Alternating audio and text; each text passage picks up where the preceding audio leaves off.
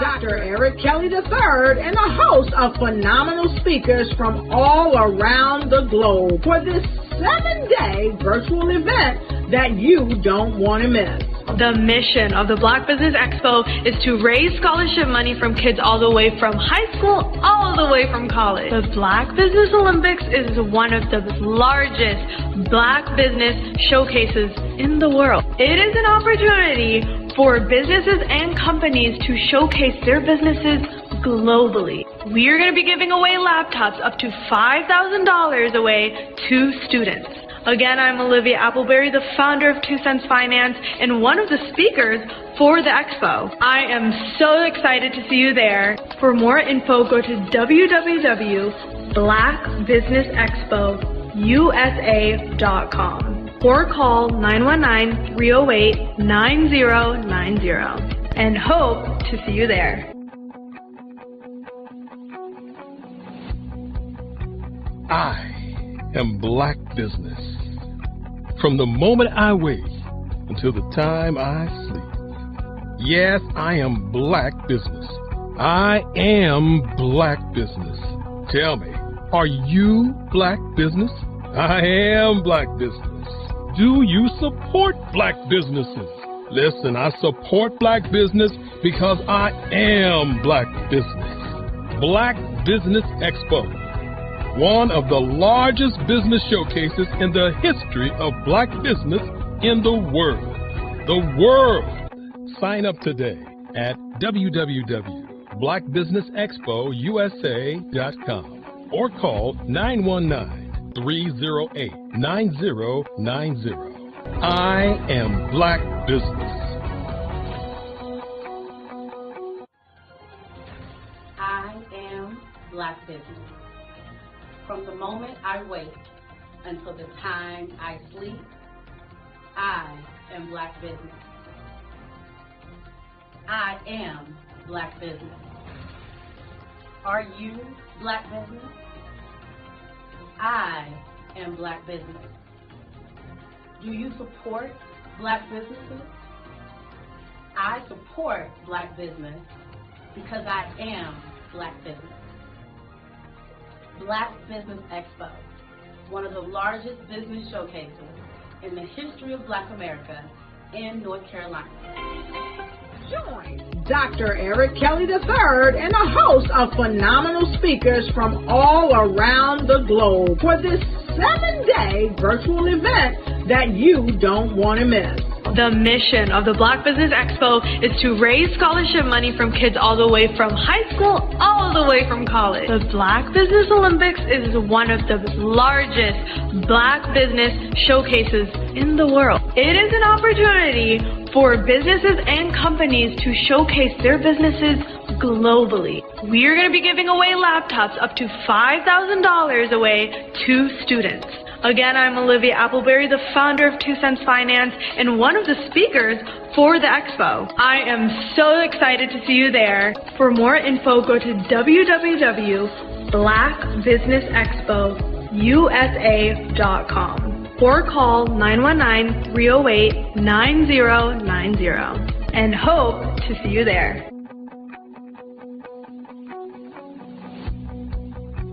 I am Black Business.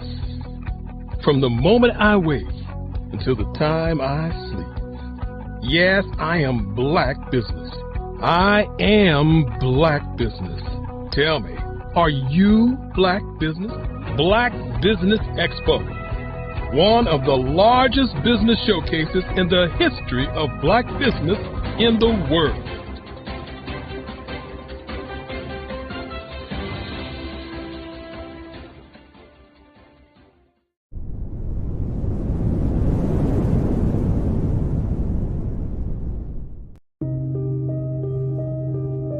The Black Business Expo is changing my life. This year, they are giving away laptops and even $5,000 in cash to students just like me. I'm Alexis, and I want to go to college to fulfill my dream of becoming an entrepreneur. Help the Black Business Expo going to www.blackbusinessexpousa.com and also becoming a vendor, a sponsor, or donating.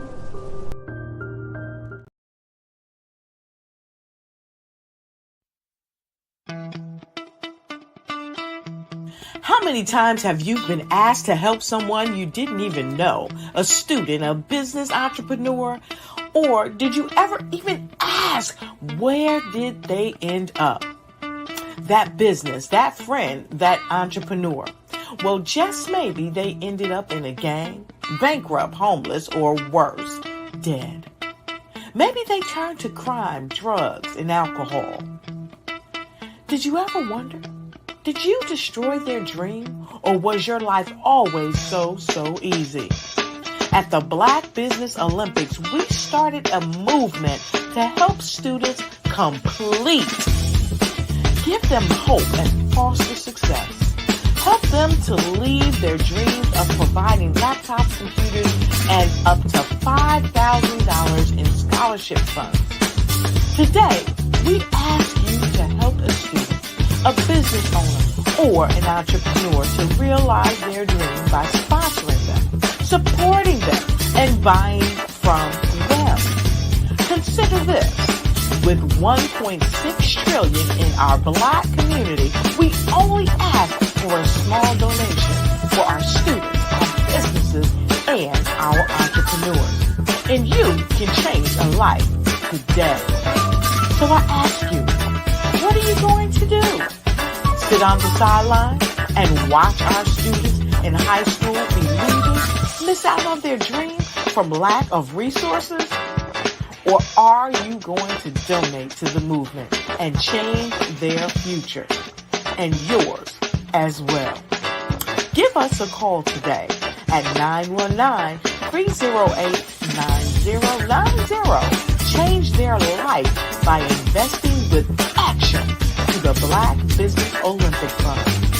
The Black Business Olympics, one of the largest business showcases of Black business in the history of the world. Over the past few years, we've seen the growth of existing and new initiatives focused on financial inclusion, building global networks, and reducing the wealth gap in response to the idea there's not enough seats at the table. Whether their outcomes are to increase the representation of Black executives on corporate boards, ensure an inclusive global economy, or to create new U.S.-African commercial pathways, the strategies are often carried out by separate programs. The question is, should they be? With the continent of Africa being home to more than half of the world's fastest-growing economies, the youngest workforce, over 400 companies generating more than $1 billion annually, 700 generating more than $500 million annually that are poised for growth, and being the destination of nearly $5 billion in venture capital in 2021. Diversifying U.S. and Africa commercial engagement by building bridges between African businesses and their U.S. diaspora should begin being seen as mutually beneficial. From helping to reduce Africa's enormous capital gap to catalyzing two-way trade opportunities, the COVID-19 global pandemic hopefully has taught us that global challenges and opportunities are more interconnected than we thought. During the pandemic, African companies like Unicorn Flutterwave, insurance provider Reliance Health, ride-hailing app Yasir, and 54Gene, the continent's first bank of DNA on people of African descent, proved that when African companies have access to networks, capital, and information, they grow big, grow fast, and create solutions that are valuable to the world. This is why Be Direct was created. We are the first U.S.-based but African-centric board preparedness and board search company designed to connect U.S. Black talent and corporations to African businesses.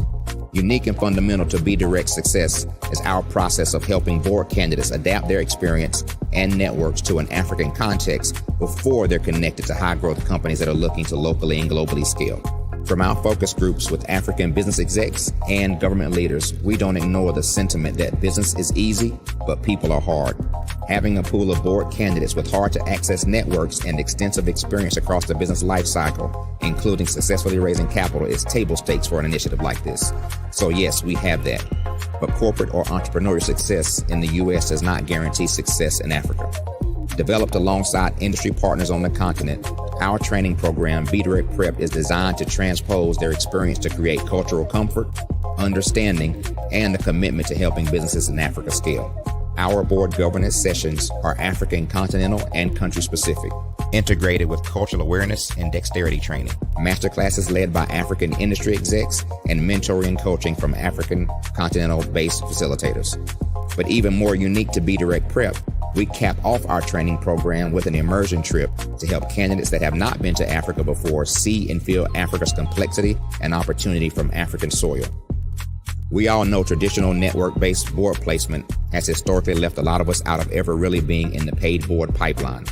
Our strategy supports the work of many great organizations that are successfully filling seats at U.S. board tables by creating more tables for those that are still left on the sideline. It's time to start seeing the role and value of U.S. Black talent and businesses on the continent of Africa differently.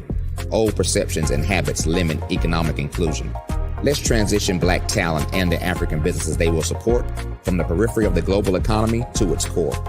Living in a global lockdown, we all know now how fast local and global economies can change and see the value of having businesses that hire, strengthen local value chains, and even grow globally. Status quo in any form holds back progress. We must democratize U.S.-Africa commercial engagement by socially and economically connecting cultures that have long been disconnected.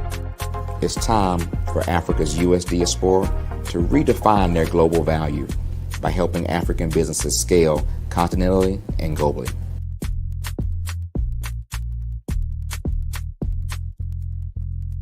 I'm Ramon Ray, founder of Smart Hustle Magazine and smallbiztechnology.com.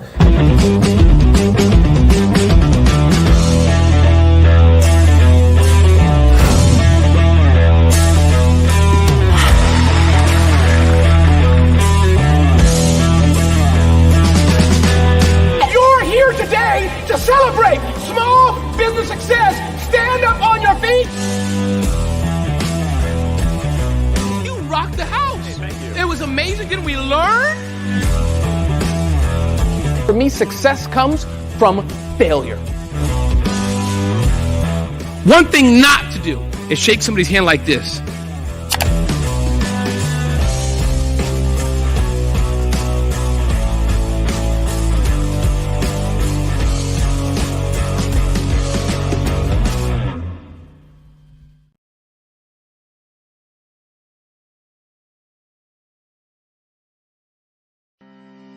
Are you aware that showing off your expertise can gain customers and position you as an expert in your industry? Consumers need confidence to purchase, so let us showcase your knowledge by interviewing you for a 3 to 5 minute video. We'll position you as an industry expert with a customized interview-style video, and for a limited time, we'll cover all production costs. Click this ad or call now for all the information. You'll want to experience the same 5-star service our customers love. So take advantage of this one-time offer. Click this ad or contact us now.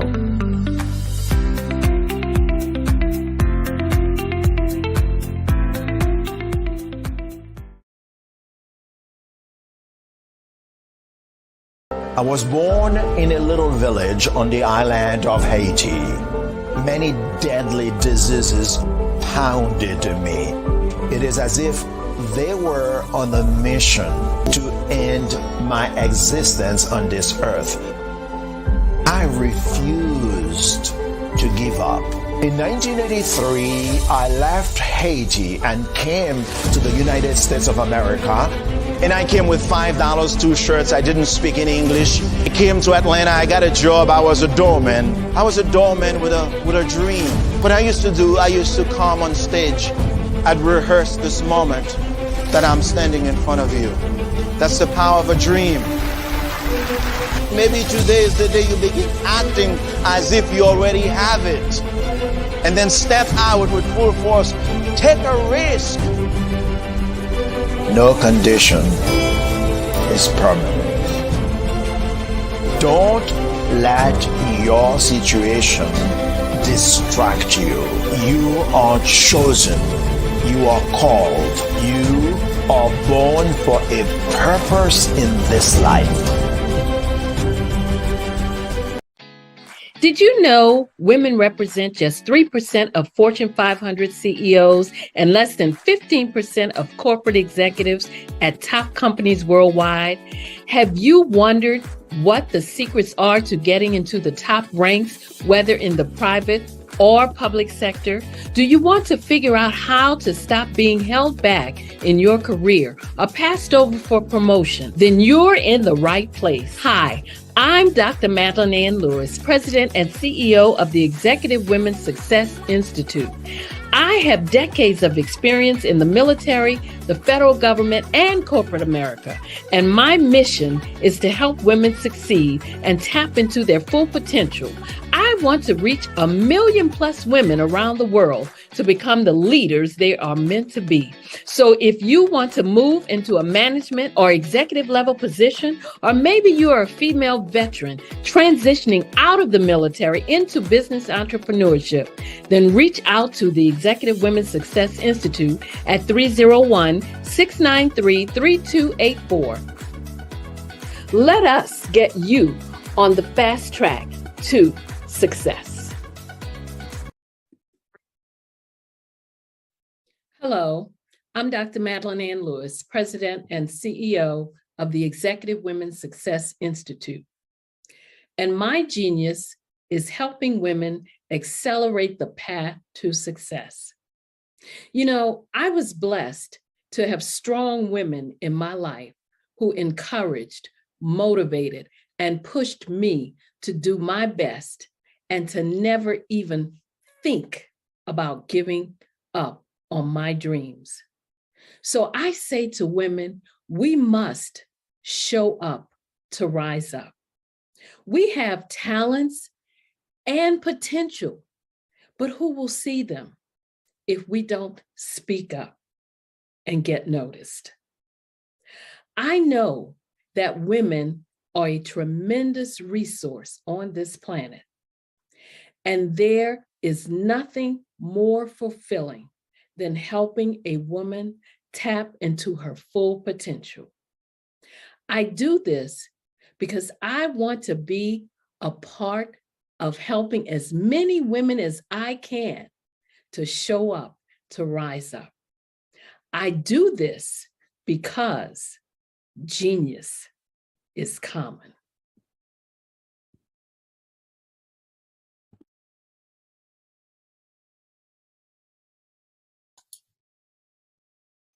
Hi, I'm Barbara Smith.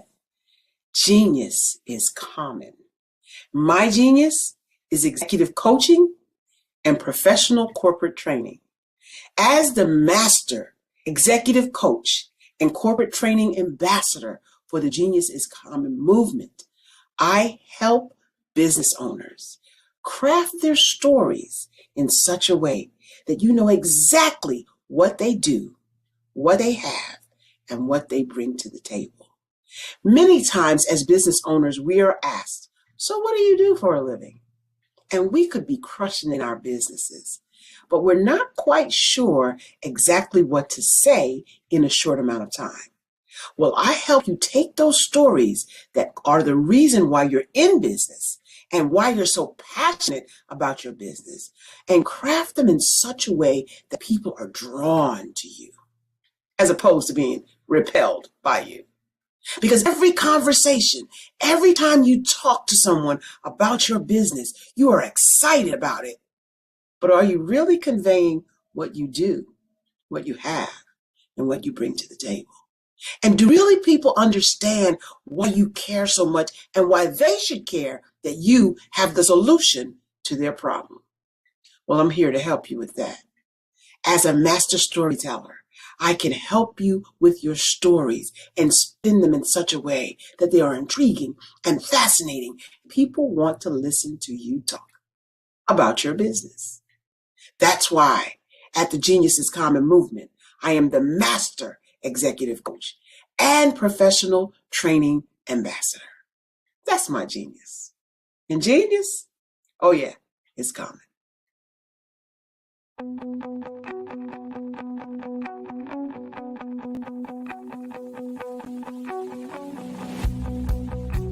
I am Black Business.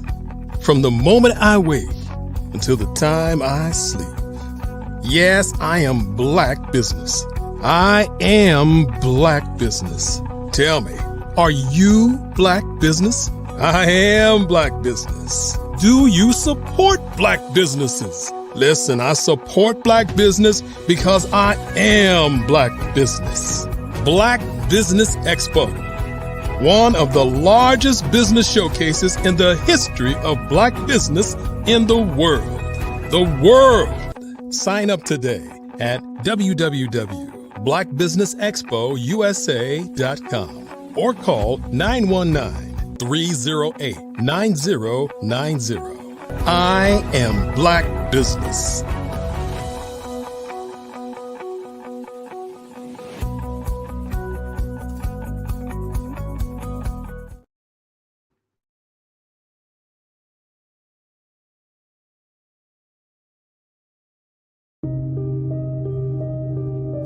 The Black Business Expo is changing my life.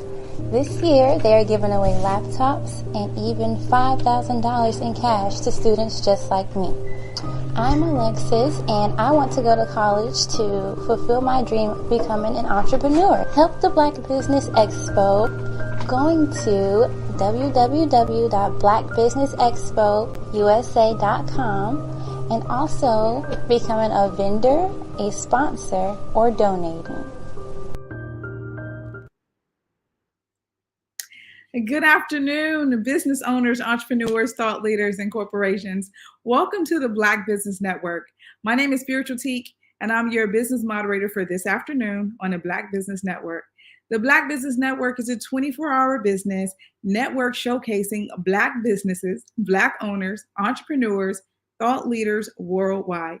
We have speakers from North Carolina, London, Singapore, Africa, Japan, and cities all over the United States. The Black Business Network is a global community sharing its business knowledge to empower, inspire, and educate businesses about business. This afternoon, our first keynote speaker is Erica Mann. Erica is a CEO who attended North Carolina A&T State University and received her undergraduate degree in public relations. While working for corporate Fortune 500 companies, she's continued to further her education, receiving certifications in Lean methodology and Lean Six Sigma Green Belt from North Carolina State University. She then obtained her MBA from Strayer University while working full-time as a single mother. Erica Mann birthed Prestigious Image LLC from a college project into a successful business with a six-figure revenue with 2 years of opening. Though she faced adversaries, Erica found success within her vision. I present to you Erica Mann. Hello, Spiritual Teak and everyone. Thank you so much for having me. It is so good to have you here today, Erica. Good to have you. Genius is coming, and I'll see you on the other side. Thank you so much. Well, everyone, I appreciate the beautiful introduction. So again, I am Erica Mann. It's spelled like Erica, but it's pronounced Erica. But I will answer to Erica. I answer that both actually. And so again, I'm the business owner. I'm the CEO of Prestigious Image LLC. We are a business consulting firm. We help companies and people improve processes. We help them create processes, and we help new business owners get their startups in place and provide them with the business documentation that they need. For existing businesses, we also, provide consulting services. We are also a public notary here in the state of North Carolina, and we focus on helping existing businesses reach their goals, document their goals, and really get to a place where they have the documentation that they need to be successful as a business. When working in corporate, one thing that I learned is that very many companies, big and small, Fortune 500, Fortune 100, even those just making $3,000 a year, they tend not to have the time to actually document. So today, I am here to talk to everyone about documentation and why that's so important. One thing that I believe, even in my personal life, we all know how important it is to tell your story. And so in telling your story from a business perspective, documenting the historical portions of your business, how you got started, processes that you had in place, how you improve those processes over time, help to tell a story of how a business was birthed. And that's important because when you have new employees that are onboarded, you want to make sure they understand the culture of your company. And portions of that story that you document tells the new hires, it tells your clients even what it is that you do, why it is that you do it. And it helps to support your visions, missions, and goals that you set for your business, right? So in my experience, I learned that a lot of people just don't find it important. And so a lot of times, even when I go into the spaces of Fortune 500 companies, I constantly have to, redirect them into the direction of, hey, I understand it feels like busy work, right? Because documentation for a lot of people is administrative work. And so what happens is they really don't understand that it's more than just admin. It's more than just busy work. It is ensuring the longevity, and it's also ensuring the success of your business, of your team, whatever it is that you're working on. So these concepts can be applied to your personal life. For example, if you document what you spend throughout the year, doing your taxes at the end of the year is easier because you can then tell the story of how you spent your money and how you made your money.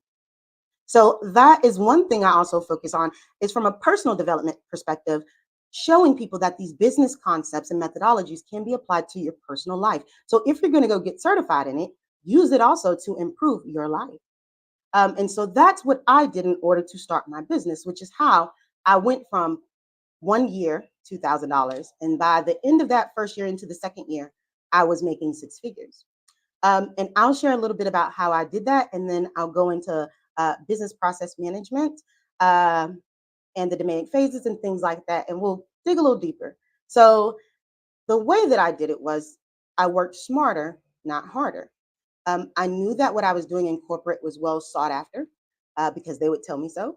I knew that it was something that I would have a lot of longevity in because I could go into different industries within business. So there's not an industry in business that I cannot touch.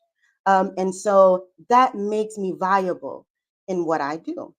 Well, when I realized that, and I would go to W-2 work, and people would say, we'll certify you in this, or we'll help you educate you in that. And then they would give me opportunities to then teach that to other people.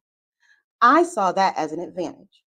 And I saw it as reciprocity. So while working there, I would go and enroll in programs, get my certifications, and I might be there for a few years, 3, 4, 5, longest I think was 7 years. And then what I did was I then took that while working and launched it into a business. It took me roughly about $300, $400 to build a website, get an EIN, and then move forward with transitioning. So because I had good work history, I was able to then translate that into what they call a corp-to-corp contract, or C2C. And I think some people even refer to it as B2B, but that's a tad bit different. But corp-to-corp contracts, there are websites dedicated to these contracts. So as long as you have an EIN, a website, and a reasonable resume that fits the descriptions, or you can find people who have these skills, and you can actually become a resource and help them find placement in exchange for fees from the actual company that's looking for someone to fulfill that C2C contract. By doing that, I knew the salary that I was already making. In the meantime, I went and got my MBA, working smarter, not harder. At the point of getting my MBA, I realized that the MBA program was covering business process management, process mapping, as well as Lean and Lean Six Sigma. So I went and got certified at the same time. So that way, not only was I learning about it from a professor and engaging in it in class, I was also at another university taking the same classes for specifically getting certified in Lean Six Sigma. So I graduated within a month's time with both my MBA and my Lean Six Sigma approach and being certified in that. So saying that, I maximized the time I had. That all occurred within, I believe, 13 months. After that 13 months, I got my first C2C contract.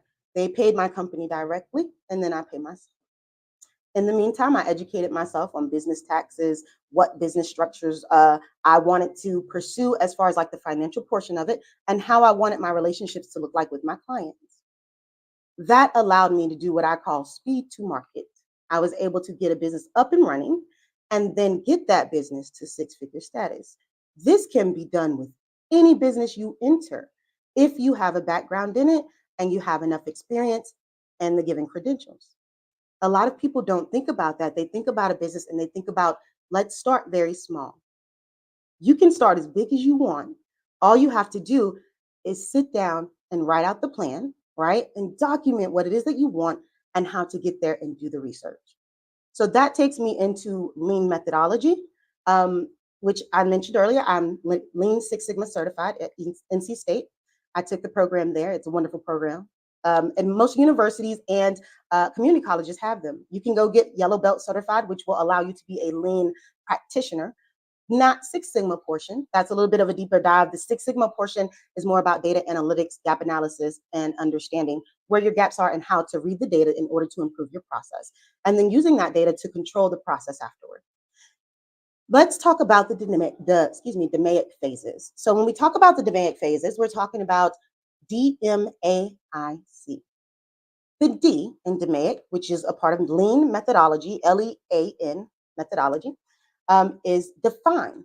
So the first step is to define your problem, not the solution, because we like to do that, right? We like to jump to the solution. So when you're greenhousing ideas, you don't jump to the solution. You explore the problem so that you understand your root cause, because you don't want to approach the symptom. That's more like putting a Band-Aid or duct tape on it. What you do want to do is you want to ensure that you understand where the core issue or where the problem actually stems from originally, because then you can pull it up at the root and remove the issue. So in the define phase, you're going to have conversations with people. You are going to really define and put it into what they call a project charter, which the project charter tells you who the project members are, gives you a high-level outline of how fast you think you can complete it or when you want to. And again, none of this is set in stone at that point, but you're defining your problem. You're going to do a problem statement and you're going to talk about what the problem is and what the pain points are. And then you're going to talk about in that project charter in the define phase, you're going to talk about what the problem kind of entails, anything around it that it impacts, and anything that you know about risk or blockages when it comes to that problem. So what the project charter and the define phase does, it helps you to better understand and become an expert in what the issue is, so that as you move through the rest of the DMAIC phases, you are able to effectively approach the issue and give yourself the best chance at ensuring that you have a viable solution. With that being said, the next phase in DMAIC is M, and that is for measure. So in the measuring phase, you are going to do your Pareto charts, which is a chart that helps you analyze the issues and causes that you found. And it helps you determine how frequently those things occur. So as you do the Pareto chart and you go through the measure phase, you are also process mapping. A process map is a pictorial view of a process. It could be a process where, someone comes into a restaurant, they walk to the counter, just to give an example. They approach the person at the register enters and it goes through that step. When I say pictorial, what I mean is that a process map is a collection of universal symbols that are used across the industry. So let's talk about the industry. That's any industry. So a process map is actually a guide to ensure that there is a universal language. So I could definitely create a process map for my company, take it to another company, and they should be able to read it. What that means is that this is something that you can get certified in. And it doesn't, to be honest, it's very inexpensive. So one thing I do is I research how to get a return on your investment with, credentials. So some of the things that you can certify yourself in for $50, for example, customer experience, about $50. But what customer experience is, customer service. If you've ever worked at McDonald's or any other place, you can definitely say that you have that. If you have a small business, or even if you had a lemonade stand as a child, you can say, I understand customer service. You simply go take a test, pay $50, and now you've added about $25,000 to $50,000 worth of revenue to your net worth as an individual in the workforce. Now, That also helps you as a business owner, which is where we would like for people to move to. So in the measure phase, and you would process map these types of things out with signs and symbols that represent the who, what, when, and where. And then you would put notations in about the how. So it looks like a diagram, if you will, of information that takes you through the flow of a process. And what this measure phase and what the process maps and the Pareto charts and understanding your issues and understanding your root causes does, it helps you to formulate a pretty nice package of documentation for the analyze phase. In the analyze phase, you are going to then look, and that's the A in DMAIC, you're going to then look for areas, gaps. You're going to analyze the information that you gathered during the measure phase. So during the measure phase, you gather a lot of data. And during the analyze phase, you look at that data and you say, is the data necessarily pointing to where we thought the problem originated? And that analyze phase allows you to gear up to understand what it is that you actually need to improve a process. So when you are analyzing, you want to make sure you do root cause analysis, failure mode and effective analysis, which they call FMEA, or identifying possible products, services, process failures. There are lots of things that you look at during that point. And you just take your time through that. And so these things kind of occur in each phase, probably about 30 days or longer. It can be shorter depending on the size of the work or the issue that you're dealing with. The next part that you're going to approach in the DMAIC phase is improve. In the improve portion, you're talking about process performance. So you're going to address and eliminate the root causes that you found. So there may be more than one. But the ones that you find in the analyze phase and in the measure and define phases, you gather those all up and you create solutions to improve. Once you do that, in the improve phase, you are talking about designing experiments or DOE to solve for those problems. If there are complex processes or issues that you find. During the improve phase, I like to do what's called a Kaizen event. The Kaizen event is really just a rapid change event, happens over a few days, and people commit to sitting in something like a business war room for maybe a few hours a day to a full day. And they focus on the narrow portions of the project work as a team. So as a team in the Kaizen event, everyone's going to get together. They're going to talk about the problems that were documented, and literally they're going to put on paper, on a wall or on a marker board, what those problems are. And you collaborate together with having the right people at the right time. So those who understand the issue, those who understand the problems, the individuals who, not necessarily the leaders, okay, they come later, and they come at the beginning because they help to kind of approve things. So if you are a leader, you would be there to make sure that you understand the project charter and that you understand the improvements that are being implemented and that you approve of that.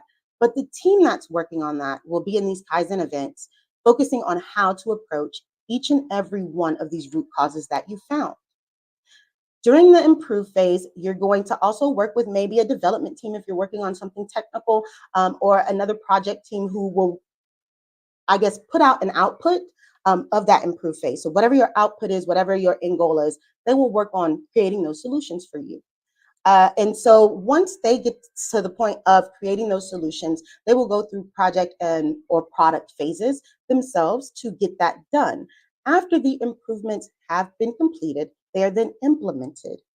So now we are at the C part of DMAIC, and that would be control. So after you get to a point of improving that process, you're going to control it.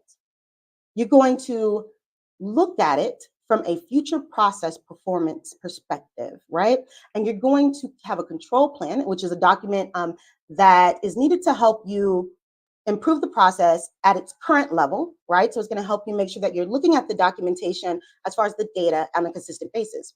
Normally that looks like pulling data at the end of week 1 after the improvement, at the end of week 2, at the end of month 1, month 2, month 3. They can last anywhere between 90 and 120 days on average. And so you're going to go through a statistical process for monitoring the improvement behaviors. You really want to look at how those improvement behaviors align to what you expected in your outcome. The reason why you do that is because you never want to implement something and say, oh, well, it's done. Because maybe what you implemented needs to be improved upon. And that's where in lean and in the DMAIC phases and business process management and business process mapping, we talk about leaning into things, really looking at it and looking at it from a perspective of how can we improve it from a stance of transparency and truth, right? So you want to be honest with yourself, you want to be transparent with your team, and you want to be accountable so that you can give yourself the best outcome possible at success. Sometimes this means that you have to understand failing fast. It is okay to fail because failing is not a loss. It's actually a way for you to get an experience, to learn a lesson. So you never really fail. It's always a win. So with that perspective in mind, if you implement something, after you improve it and then you implement it, in the control phase, if you realize, hey, this isn't the improvement success I expected, this isn't the rate of success I expected, or this isn't the outcome I expected, then what you want to do is go, you know what? It's okay. We failed fast. We know that something needs to be tweaked. And you go right back to the define phase. You look at the process that you implemented at the end of the control, and you say, how can we improve this again? That way, you get what's called speed to market. You can improve continuously, continuous improvement, lean thinking, right? And that way, you have a better chance of improving time and time again and getting to perfection faster than taking 4 years to get something to the market that's in perfect condition. So nothing's ever really perfect. So what we learn is that it's better to go through the DMAIC phase again and again. And that leads us to what I said before when we started here, which is you can apply this to your life, right? So you can lean into what hurts. You can lean into the pain, especially as a business owner, being a Black business owner. I'm very aware of mental health. I'm very aware of, making sure that there's work-life balance because we deal with things that are internally traumatic to us. So in doing that, leaning in to my experiences and thinking from a perspective of lean helps me to look at it from a place of, you know what, I can improve this. And that empowers me to do better, be more, right? So in the control phase, you have your control plan, you have your statistical process control, and you have the 5 S's because you want to, make a workplace that's suitable for control. That's normally in like a pipeline situation where you might be in some type of a warehouse where they have a belt line and they're going through the process of creating a product. The 5 S's are a visual chart that help you understand kind of where your controls are. It helps you to understand where your checks and balances are as well. You can also do mistake proofing at that time. So in the control phase, like I said, that you may also hear it being called a warranty phase. All right, so it's just a time period where you are reviewing the data and making sure that what you implemented is actually having measurable success. So let's talk about measurable success in business and in personal. Measurable success is kind of like having a goal that you have a time frame around that is measurable, meaning you can have metrics around it and you can go pull those metrics. For example, if you want to save money, you create a bank account. You look at how you can save money, how you can actually make your money grow for you while you're saving it. So you may have a bank account that allows you to have some fees attached to it for just letting it sit there, like a CD account or something, or a market account. So you would take that, and as you let that money grow, you would eventually at the end of month 1, 2, 3, maybe month 6, you would go to the bank or go online and you would pull the data for that account and take a look at it yourself, right? So that is where we are talking about understanding that after control phase, you have to look at those things and lean into your life, right? And you can control that. Just like the example I gave with having a bank account, you pull the data yourself, you look at it, or you have a professional look at it, and you sit down with that professional and you say, where am I on my process? Where am I on my journey? And you assess that through actionable data that you can see, facts, not just what you think, and not just based on the amount in the bank account. You want to look at how much money is coming in, because the reality is, although you're saving the money, you also want it to grow. Is there another type of account that you should be switching over to continue to grow that money? Is there a different amount of money that you should be putting in based on the requirements of that account so that you can maximize the benefits and return on your investment? So those are the things that we think about, even in business, as well as our personal lives when it comes to leaning in. And that's kind of like the thought process of how you do that. Part of my business also teaches this information to children, which is actually quite easy because what you do is you give them something like making a pizza. And that is a process that you map out. And then you say, well, how can I make the pizza faster? That's process improvement. So you do a flow chart with the kids, and then you go through the process of let's make a pizza. How long did it take us to make the pizza? And you actually, instead of looking at instructions, which tell you it takes 15 minutes to cook, you do it yourself.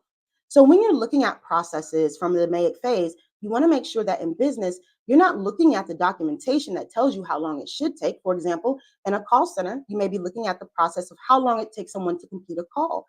Well, based on what the company has, documented, it may look like it should take no more than 3 minutes. But if you observe the actual person who's doing the job and observe what they're doing, and then see if they're doing exactly the process that the company has on paper, I guarantee you 90% of the time, you will find that we are not doing the process that's on paper. So the process on paper is obsolete, which is why documentation is important, because you wouldn't know that unless you documented it, right? From the perspective of the person on the phone, as well as the company requirements document that tells you how long it should take.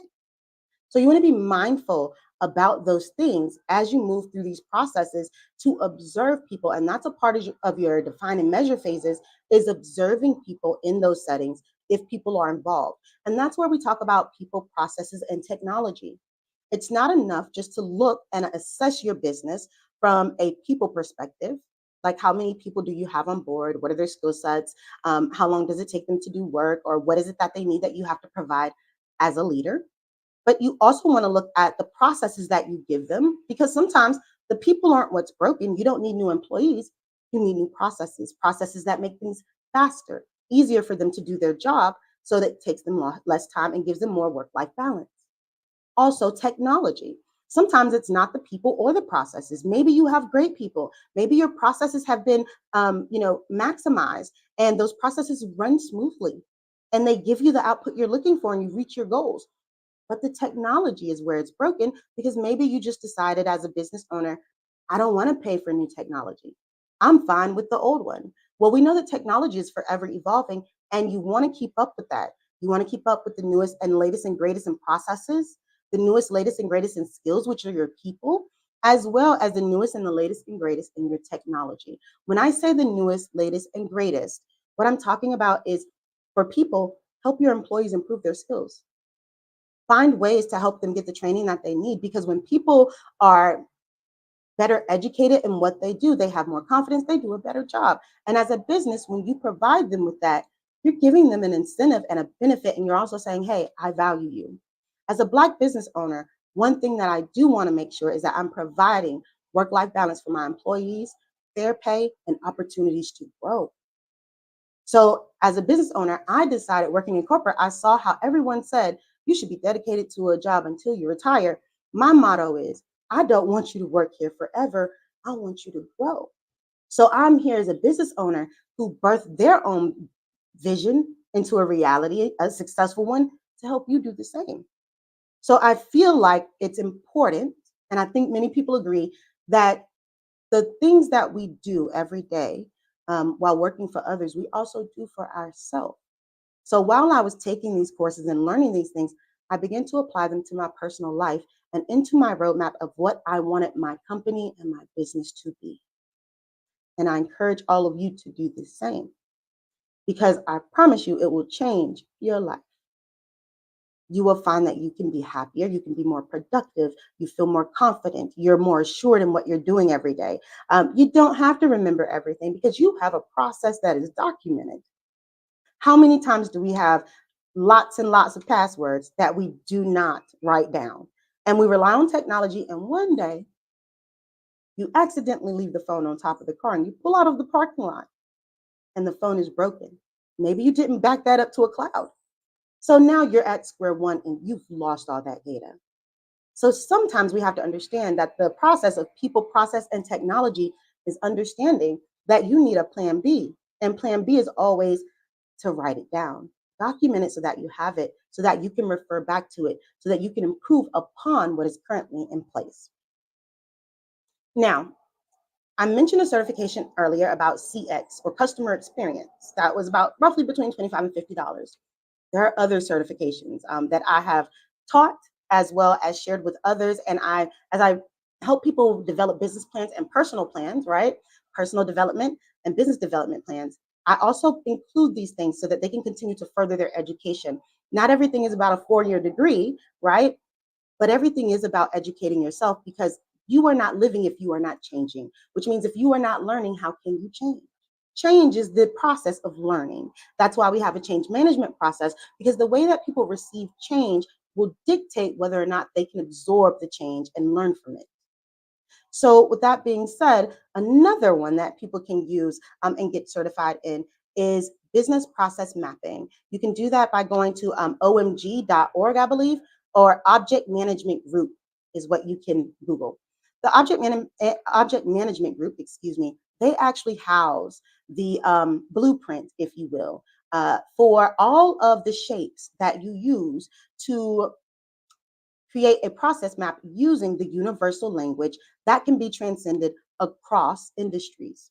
So again, you will go to companies or you will find people who process map and they don't, like, maybe you are process map literate and you just can't read it because they're not using the industry standard. So be sure as you move throughout life that you understand the difference between what your personal standard, your personal business culture is, and what the actual industry standards are, because that's going to help you in the long run as you create relationships with other businesses and take on more clients, so that you can have processes documented that allow you to effectively communicate what it is you do, what it is you need, what it is you want, and what it is your goal, vision, and missions are to other companies and clients. So that's why that's important.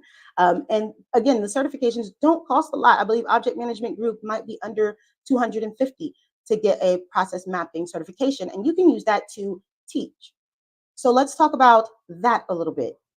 When you talk about getting these certifications, understand that that is lean thinking within itself, because what I did was I took those certifications and turned them into business offerings for my company, which helped to create additional revenue opportunities for me.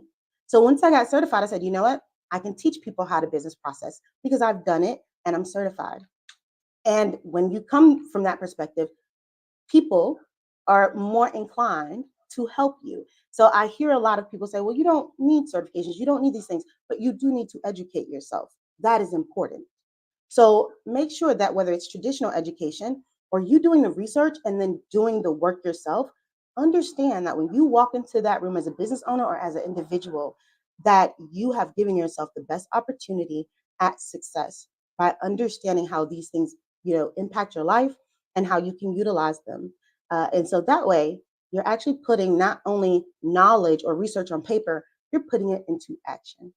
And so that is what I wanted to share with all of you today in regards to making sure that you understand lean methodology or lean thinking, which are the DMAIC phases: define, measure, analyze, improve, and control. As well as business process mapping that you will do in likely the define or measure phases, which is just, universal notations, right? So we use those objects to make sure that we are telling our story or mapping our processes, because it's really a story, in regards to using something that is a notation that is universal language, just like you and I, like math is a universal language, right? So understand that you might want to look at universal languages across the industries you serve or in your personal life, because they exist. Music is a universal language, so is art.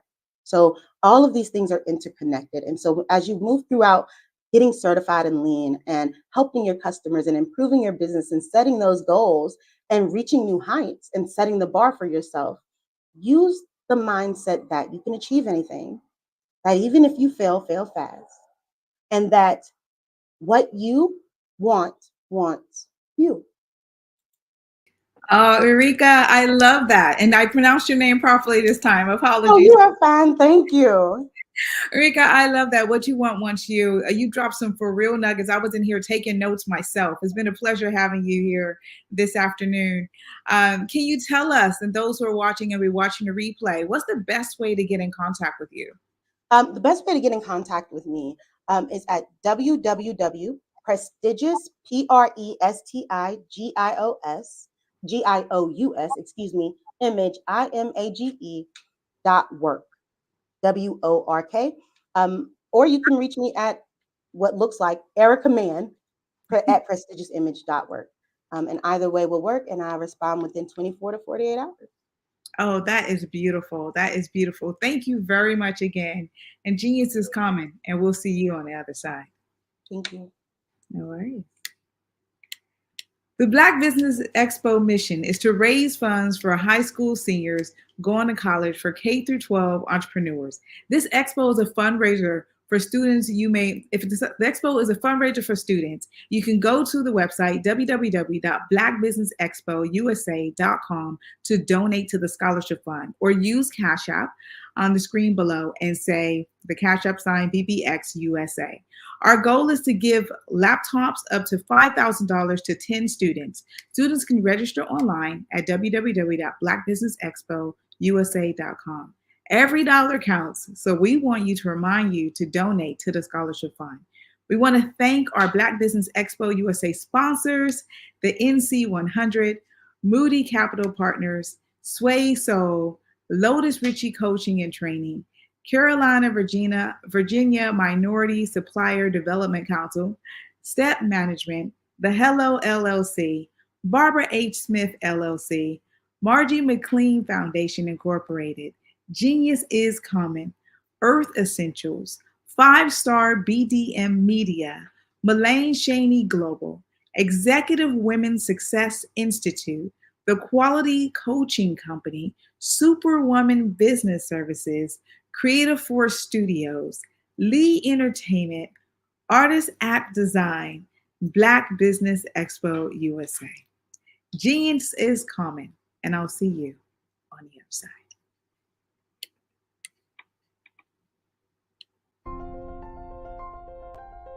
What if you could build your own city? A place where every child can find nurturing people to help them achieve their full potential. A place where every adult can access job training support, where health education is abundant, where social justice ruled the land. A place without limitations. Welcome. You have arrived at STEM City USA. It is what every city should be. A safe and trusted community where you find people and resources to help you become everything you are and beyond. STEM City is unlike anything you have ever experienced. It is a digital twin of the world around you, only better. STEM City is about energy and soul renewal. It is more than a digital world. You can almost feel the power of live cultural events, music, and theater. STEM City promises a better future for children with caring mentors and hands-on activities with dedicated tutors to support our youth. STEM City is your passport to a healthy lifestyle with weekly events addressing our community's many issues. STEM City is your financial well-being with helpful information on wealth management, career advancement, job training, and so much more. STEM City is the community you deserve. It is the city where your dreams can come true. STEM City USA, a place in the sky that is accessible to all who reach for the stars.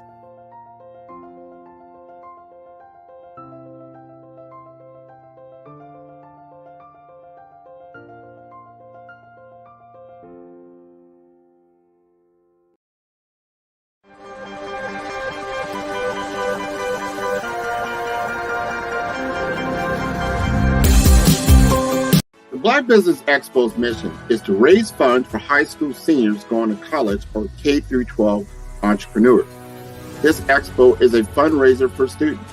Please, you may go to www.blackbusinessexpousa.com to donate to the scholarship fund or use the Cash App at $BBXUSA. Our goal is to give laptops and up to $5,000 to 10 students. Students can register online at www.blackbusinessexpousa.com. Every dollar counts. Please donate to the Black Business Expo USA Scholarship Fund.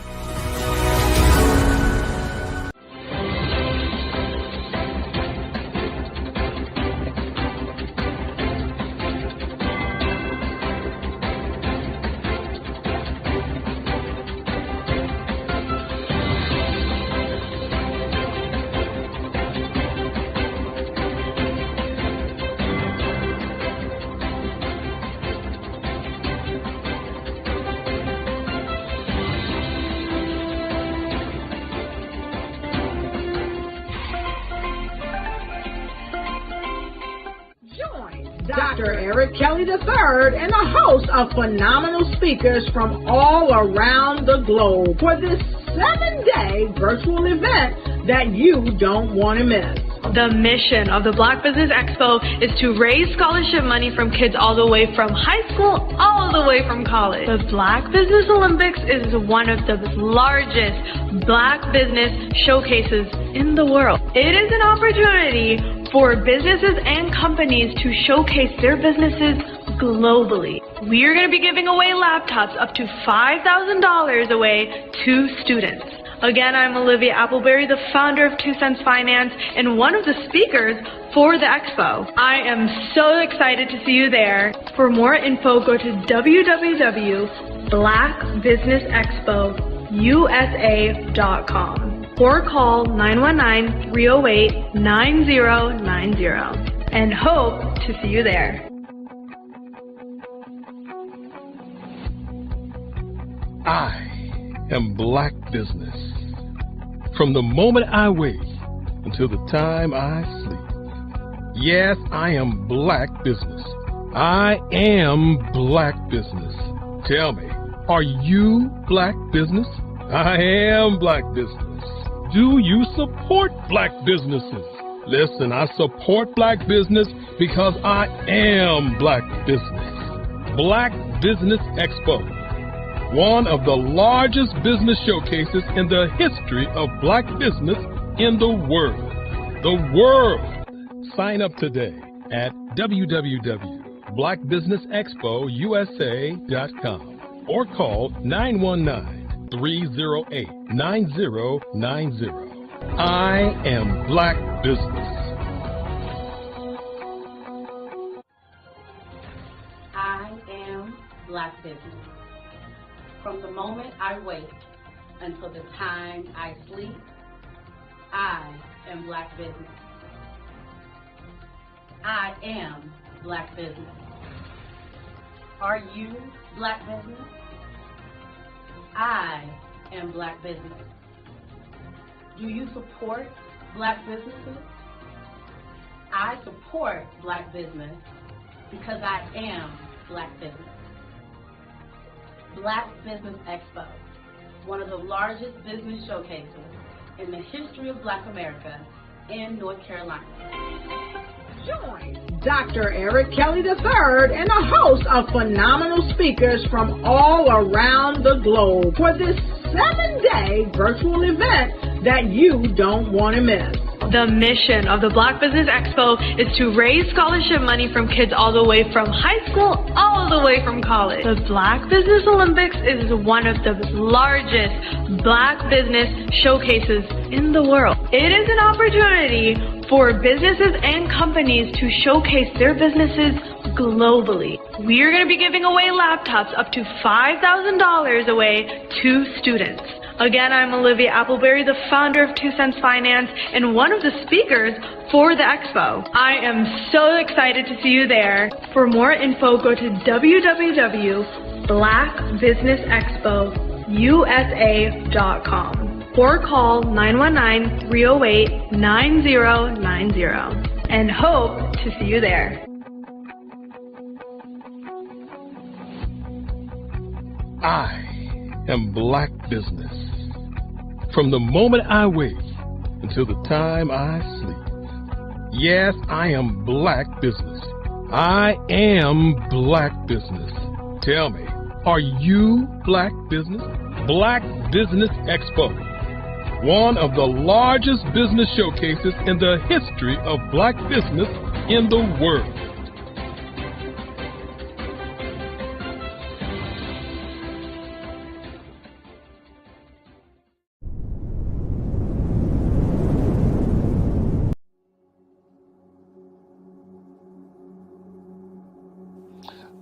I was born and raised in southeastern West Virginia, the coal fields. My father was an AME minister.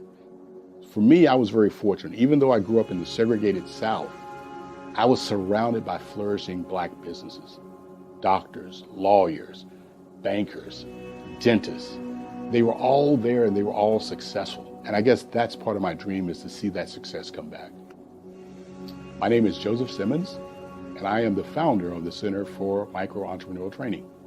We have this moment in time where we can change the trajectory of people.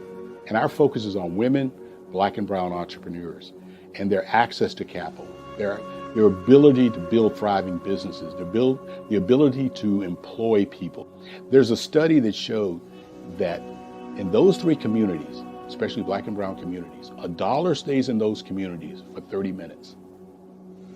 In white community, $1 stays in their communities for 8 hours.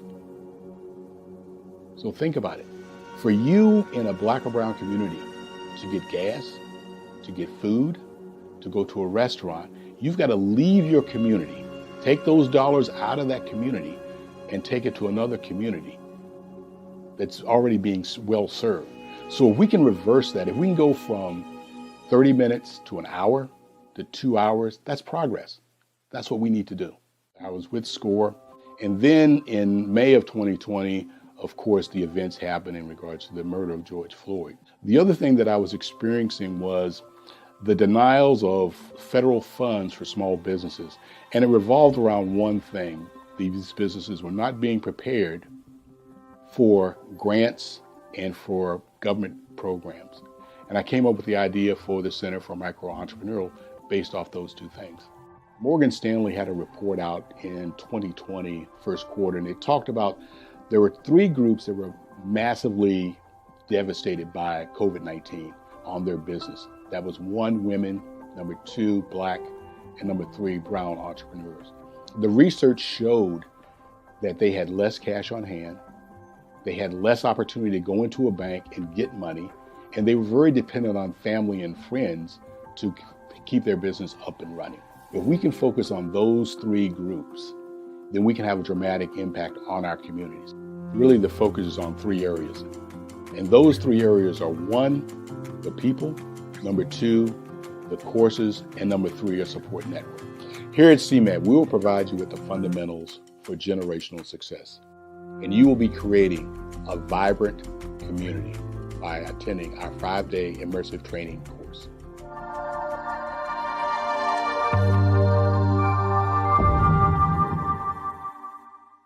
Are you a forward-thinking entrepreneur or business owner? The world is changing faster than ever, and it's time to pivot and adapt to the future. Hello LLC is here to help you do just that. Hello stands for helping enterprises leverage leading-edge optimizations. Our innovative solutions can streamline operations, reduce overhead costs, and give you a competitive edge in a market projected to reach $5 trillion by 2030. By pivoting to the metaverse, businesses can tap into a rapidly growing market that is projected to be a significant part of daily life for 25% of Americans by 2026. As a full digital metaverse agency, the Hello LLC can help you create custom solutions to streamline operations, increase productivity, reduce costs, and drive brand recognition.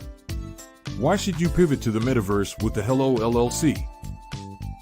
By leveraging cutting-edge technology, you can provide immersive experiences for your customers, expand your global reach, and unlock new revenue streams. Contact us today to make the pivot.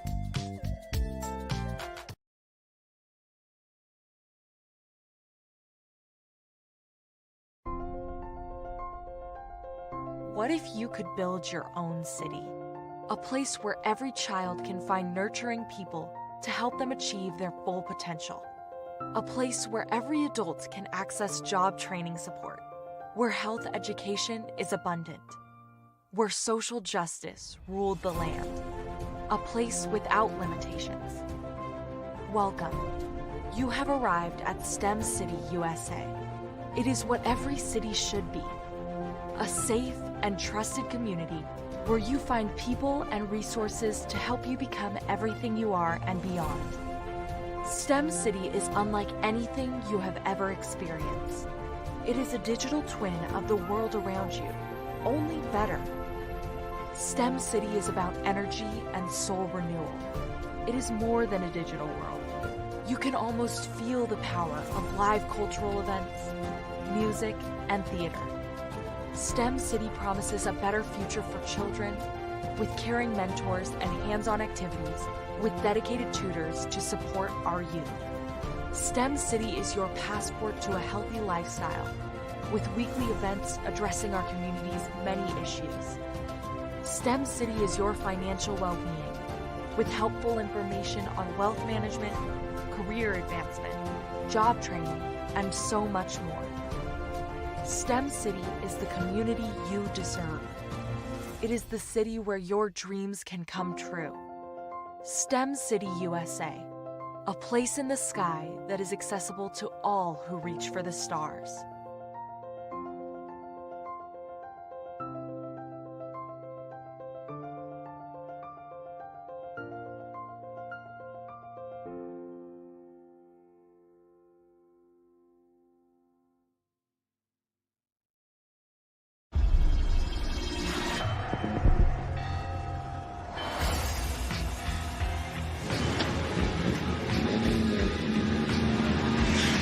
La connexion.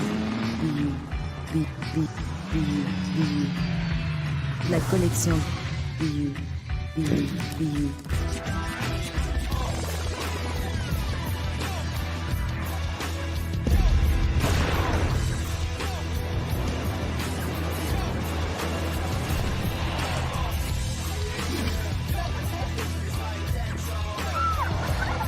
In a world obsessed with the cult of celebrity, I challenge you not to aspire to anyone else's greatness, but instead strive to reveal and ignite the greatness within you. Are you serious? I totally think that that's it. Hey. No! Hey! To me, sexy is a man that knows who he is and what he wants. Okay. He's comfortable. You look at him, you see him, he's just comfortable being himself. And you're like, Baby, be you. Be you, baby. Just be you. I like it. Introducing the Be You collection, exclusively available at K&G Fashion Superstore. Absolutely. So our coaching program help people that have the lack of time, that lack strategies, and lack the confidence to go after their dream life. So we help them implement tools. We help them implement, I love to leave the inherited lack of finances or the education behind finances. But it wasn't until I lost my firstborn, my only son, that life changed for me. And where I was going after it all, living the corporate life, hitting my 6-figure income and living in my dream house with my dream man, driving my dream car. Wow. I nearly lost it all when I lost my son. And so I realized it only takes one financial catastrophe that can change your entire life. That's what made me start All New Beginnings. Because no matter what's going on in life, there's a new beginning. And because of that, we develop a program called Wise Minded. My little slogan is, don't just dream it, let's live it. If they want to connect with you or work with you, what is the best ways for them to be able to do that? Well, for my social media guru, you can connect with me on every single social media platform as Tanya T. Morris.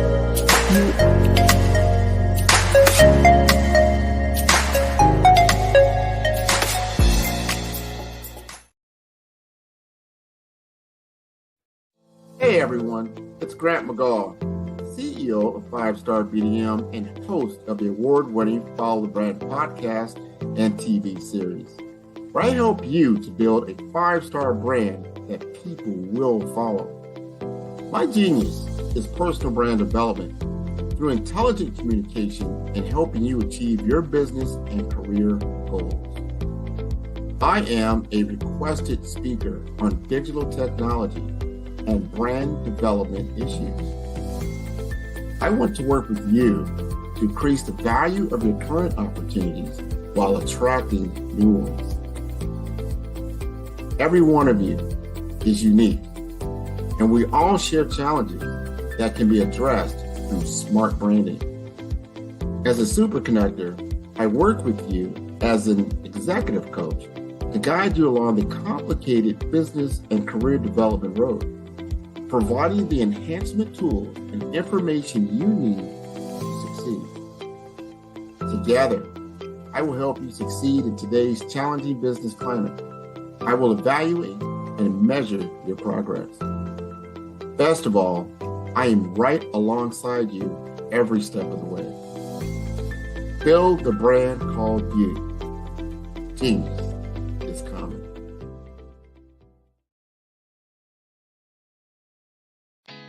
Did you know women represent just 3% of Fortune 500 CEOs and less than 15% of corporate executives at top companies worldwide? Have you wondered what the secrets are to getting into the top ranks, whether in the private or public sector? Do you want to figure out how to stop being held back in your career or passed over for promotion? Then you're in the right place. Hi, I'm Dr. Madeline Ann Lewis, President and CEO of the Executive Women's Success Institute. I have decades of experience in the military, the federal government, and corporate America, and my mission is to help women succeed and tap into their full potential. I want to reach 1 million plus women around the world to become the leaders they are meant to be. So if you want to move into a management or executive level position, or maybe you are a female veteran transitioning out of the military into business entrepreneurship, then reach out to the Executive Women's Success Institute at 301-693-3284. Let us get you on the fast track to success. Hello, my name is Kiasi Helm and I'm 14 years old. I think my genius would probably have to be setting goals and achieving them. I say this because ever since I was young, I always wanted to be an author, and at age 11, I ended up achieving this. But not only did I end up becoming an author, I ended up becoming a public speaker, a publisher, a business owner, all these great things. The name of my business is Written by Kids Publishing Company. I decided to start this company because I thought it was important for me to help kids my age express themselves through literacy and just achieve their own goals. Because to me, achieving goals is the best thing in the world to feel. It's you just achieving things and aspirations that you set for yourself. And I know that everybody is capable of this because even if you don't end up achieving the goal, you still tried your best, and that's the most important thing. And everybody is capable of this because genius is common. Thank you.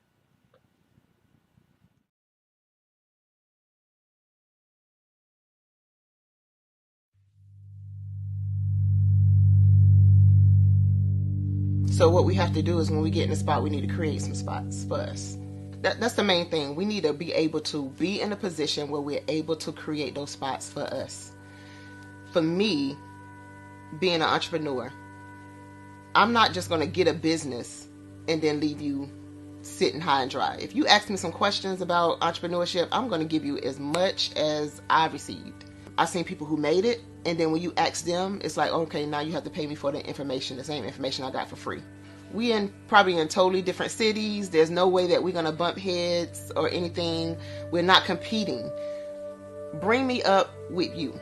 And so I just think that whatever education that I have, then I need to be able to give that to my own as well. So create the spots. You can create the spots when you get there.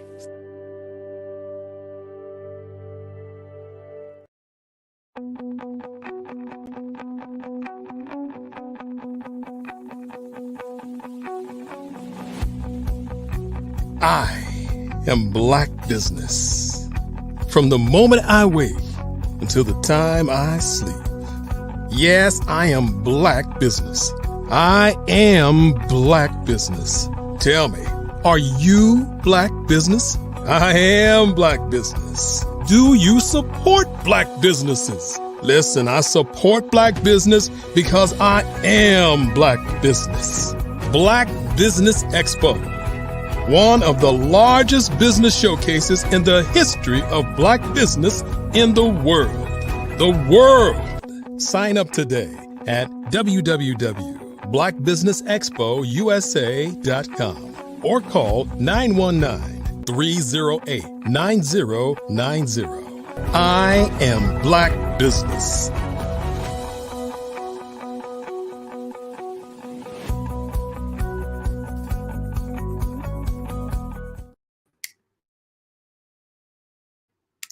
Good afternoon, business owners, entrepreneurs, thought leaders, and corporations. Welcome to the Black Business Network. My name is Spiritual Teak, and I'm your business moderator for this afternoon on the Black Business Network. The Black Business Network is a 24-hour business network showcasing Black businesses, Black owners, entrepreneurs, and thought leaders worldwide. We have speakers from North Carolina, London, Singapore, Africa, Japan, and cities all over the United States. The Black Business Network is a global community sharing its business knowledge to empower, inspire, and educate businesses about business. Our next keynote speaker is Sonia McCarter-Kellogg. Sonia McCarter has always had a keen interest in business. She attended business classes in trade school and took business law courses. Her parents could not afford to send her to college, so she managed to take evening courses in whatever was available. She had the opportunity to work in various roles that have allowed her to apply her business knowledge and started as a mayor's assistant, where she learned the ins and outs of local government and gained valuable experience in public administration. From there, she transitioned to a legal secretary position and served as a business administrator. One of the highlights of her career was being nominated as a Business Professional Woman of the Year. I present to you Sonia McCarter-Kellogg. Hi. Hi, gorgeous soul. Thank you. Genius is Good coming. morning. Good morning. Genius is coming. Well, afternoon. Genius is coming. Yeah, afternoon. Yes, absolutely. Absolutely. Genius is coming, darling. And I'll see you on the other side. Have a good show. Thank you. Thank you. And good afternoon to everyone. Again, my name is Sonia McCarter-Kellogg. I am CEO, founder of SMC Management Solutions, and we are located in Gaston, Alabama. As the moderator has said, that I have always had a keen interest in business, which drove me to taking many classes and courses as I could that related to business, some in economics, government, business law, accounting, whatever I could find to do, or whatever courses I could find to take, I took those. Also, I later on took college.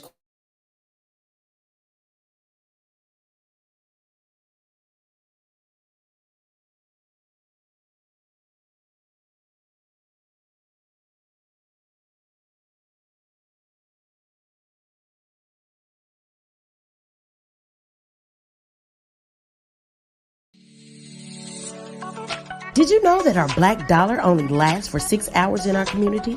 Yet other communities, their dollars last for 19 to 30 days. The Black Wall Street Nation. Black Wall Street Nation. Yes, that's why we created the Black Wall Street Nation. Black Wall Street Nation is a centralized directory available to all Black businesses across the world. It was created for businesses like you, the ones that want to start and the ones who have a dream that have already started, such as businesses like Drop in a Bucket Productions, Valito Foods, Sugar Tea Branding Firm, All the Dazzle, Bun Cakeaholic, Miss Riot, and you. We'll have marketing, seminars, and some funding coming soon just for you. So, we want you to come and join us. www.blackwallstreetnation.com. See you there.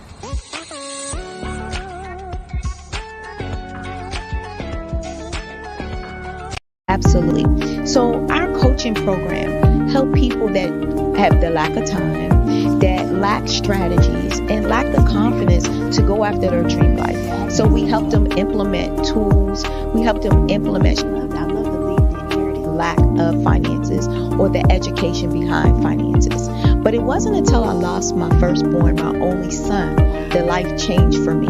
And where I was going after it all, living the corporate life, hit my 6-figure income, and living in my dream house with my dream man, driving my dream car. Wow. I nearly lost it all when I lost my son. And so I realized it only takes one financial catastrophe that can change your entire life. That's what made me start All New Beginnings. Because no matter what's going on in life, there's a new beginning. And because of that, we develop a program called Wise Minded. My little slogan is, don't just dream it, let's live it. If they want to connect with you or work with you, what is the best ways for them to be able to do that? Well, for my social media guru, you can connect with me on every single social media platform as Tanya T. Rose.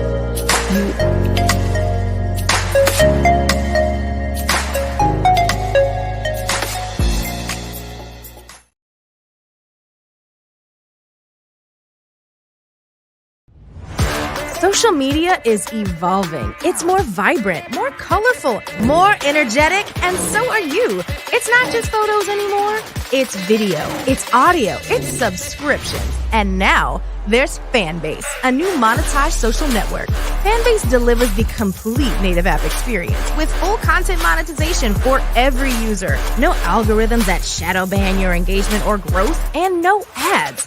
Follow anyone for free and subscribe directly to your favorite creators for $4.99 a month. Plus, show some love by tipping on any post. Also, make a Fanbase page and monetize your content the same way. Finally, connect with your followers by posting the amazing content you already create. And now, get paid for it. It's time to energize and monetize. Because everyone's a fan of something, and everyone has a fan base. Over the past few years, we've seen the growth of existing and new initiatives focused on financial inclusion, building global networks, and reducing the wealth gap in response to the idea there's not enough seats at the table. Whether their outcomes are to increase the representation of Black executives on corporate boards, ensure an inclusive global economy, or to create new U.S. African commercial pathways, the strategies are often carried out by separate programs. The question is, should they be? With the continent of Africa being home to more than half of the world's fastest growing economies, the youngest workforce, over 400 companies generating more than $1 billion annually, 700 generating more than $500 million annually that are poised for growth, and being the destination of nearly $5 billion in venture capital in 2021. Diversifying U.S. and Africa commercial engagement by building bridges between African businesses and their U.S. diaspora should begin being seen as mutually beneficial. From helping to reduce Africa's enormous capital gap to catalyzing two-way trade opportunities, the COVID-19 global pandemic hopefully has taught us that global challenges and opportunities are more interconnected than we thought. During the pandemic, African companies like Unicorn Flutterwave, insurance provider Reliance Health, ride-hailing app Yasir, and 54Gene, the continent's first bank of DNA on people of African descent, proved that when African companies have access to networks, capital, and information, they grow big, grow fast, and create solutions that are valuable to the world. This is why Be Direct was created. We are the first U.S.-based but African-centric board preparedness and board search company designed to connect U.S. Black talent and corporations to African businesses. Unique and fundamental to Be Direct's success is our process of helping board candidates adapt their experience and networks to an African context before they're connected to high-growth companies that are looking to locally and globally scale. From our focus groups with African business execs and government leaders, we don't ignore the sentiment that business is easy, but people are hard. Having a pool of board candidates with hard-to-access networks and extensive experience across the business life cycle, including successfully raising capital, is table stakes for an initiative like this. So yes, we have that. But corporate or entrepreneurial success in the U.S. does not guarantee success in Africa. Developed alongside industry partners on the continent, our training program, Be Direct Prep, is designed to transpose their experience to create cultural comfort, understanding, and a commitment to helping businesses in Africa scale. Our board governance sessions are African continental and country specific.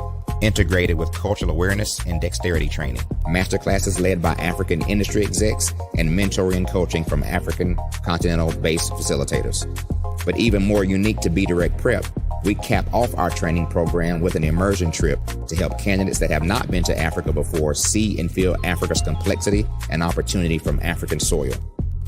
We all know traditional network-based board placement has historically left a lot of us out of ever really being in the paid board pipeline. Our strategy supports the work of many great organizations that are successfully filling seats at U.S. board tables by creating more tables for those that are still left on the sideline. It's time to start seeing the role and value of U.S. Black talent and businesses on the continent of Africa differently. Old perceptions and habits limit economic inclusion. Let's transition Black talent and the African businesses they will support from the periphery of the global economy to its core. Living in a global lockdown, we all know now how fast local and global economies can change and see the value of having businesses that hire, strengthen local value chains, and even grow globally. Status quo in any form holds back progress. We must democratize U.S.-Africa commercial engagement by socially and economically connecting cultures that have long been disconnected. It's time for Africa's U.S. diaspora to redefine their global value by helping African businesses scale continentally and globally.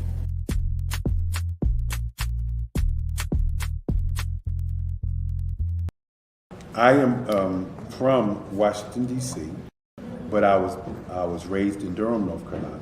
I came to Durham when I was about 5 or 6, and then I traveled back and forth to D.C. because it's where my people are from.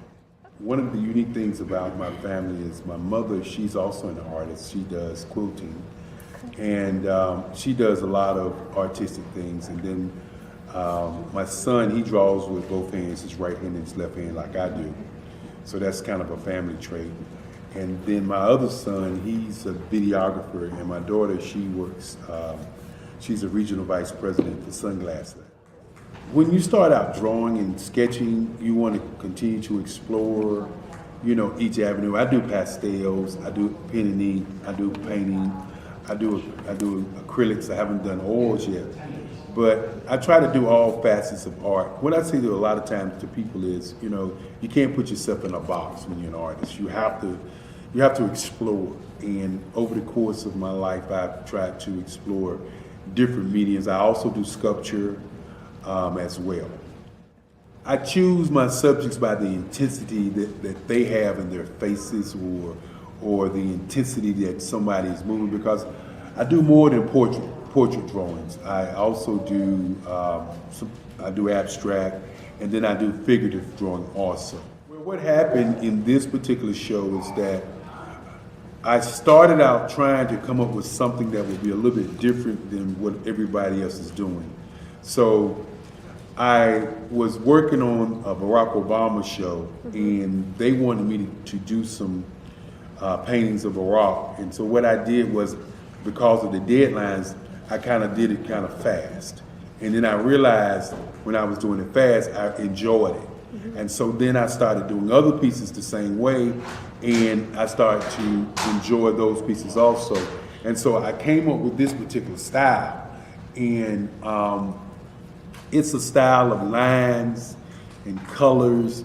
And what's interesting is that when I was in college, I did a show called Lines, Colors, and I talked about the boldness of the blacks, the hotness of the whites, and this is how this has come about, later on in my life. And the colors comes from a lot of the entertainers that I work with, where they wear different colors. They don't wear, your plain reds or your whites. They wear different colors, and so that's also another piece of what's giving me the colors. The subtitle of this show is Faces That Speak Life. That's real critical. Faces that speak life. Each one of these pieces is a life source and a life energy that's being put on display for people that are looking at it. I always say in terms of my art, it's not important that I draw them. It's important what you get out of what I draw. I don't try to just draw it because you like it. People wanted me to do prints. I didn't do prints.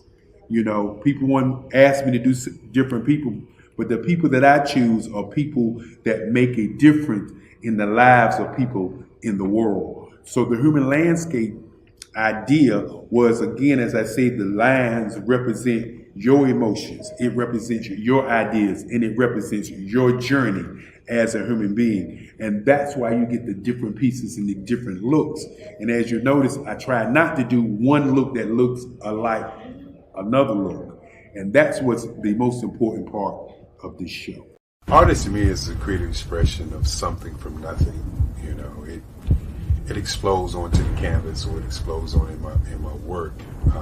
One of the things that I try to do more than anything is I try to just give the lines and the movements and emotions and expressions into to what I do.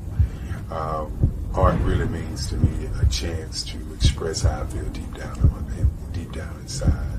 Most of my art begins as a thought that I might have, you know, whether it's sports, whether it's history, whether it's a woman or a man. It pretty much starts as an idea of thought before I get into the actual image of what I'm going to draw. I do a lot of historical pieces. I was a history minor in college, and I love to do history pieces. And a lot of times I'm thinking about history, and then I try to make that history impact you as you look at it. That's one of the reasons I do pictures so large. People ask me, why do I do pictures so big?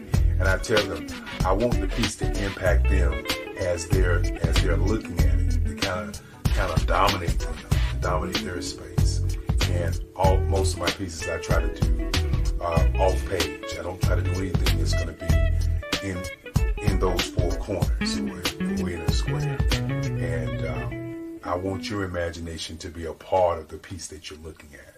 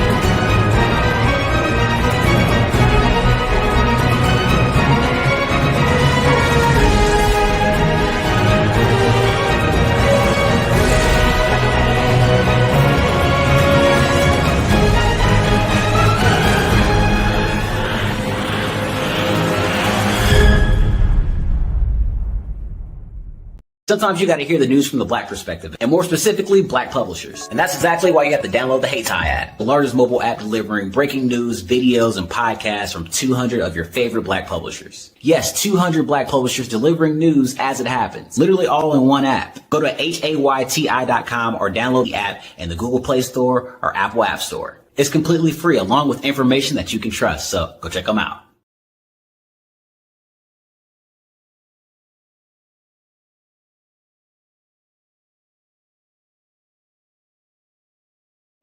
Ladies and gentlemen, and fellow professionals, please allow me to introduce myself.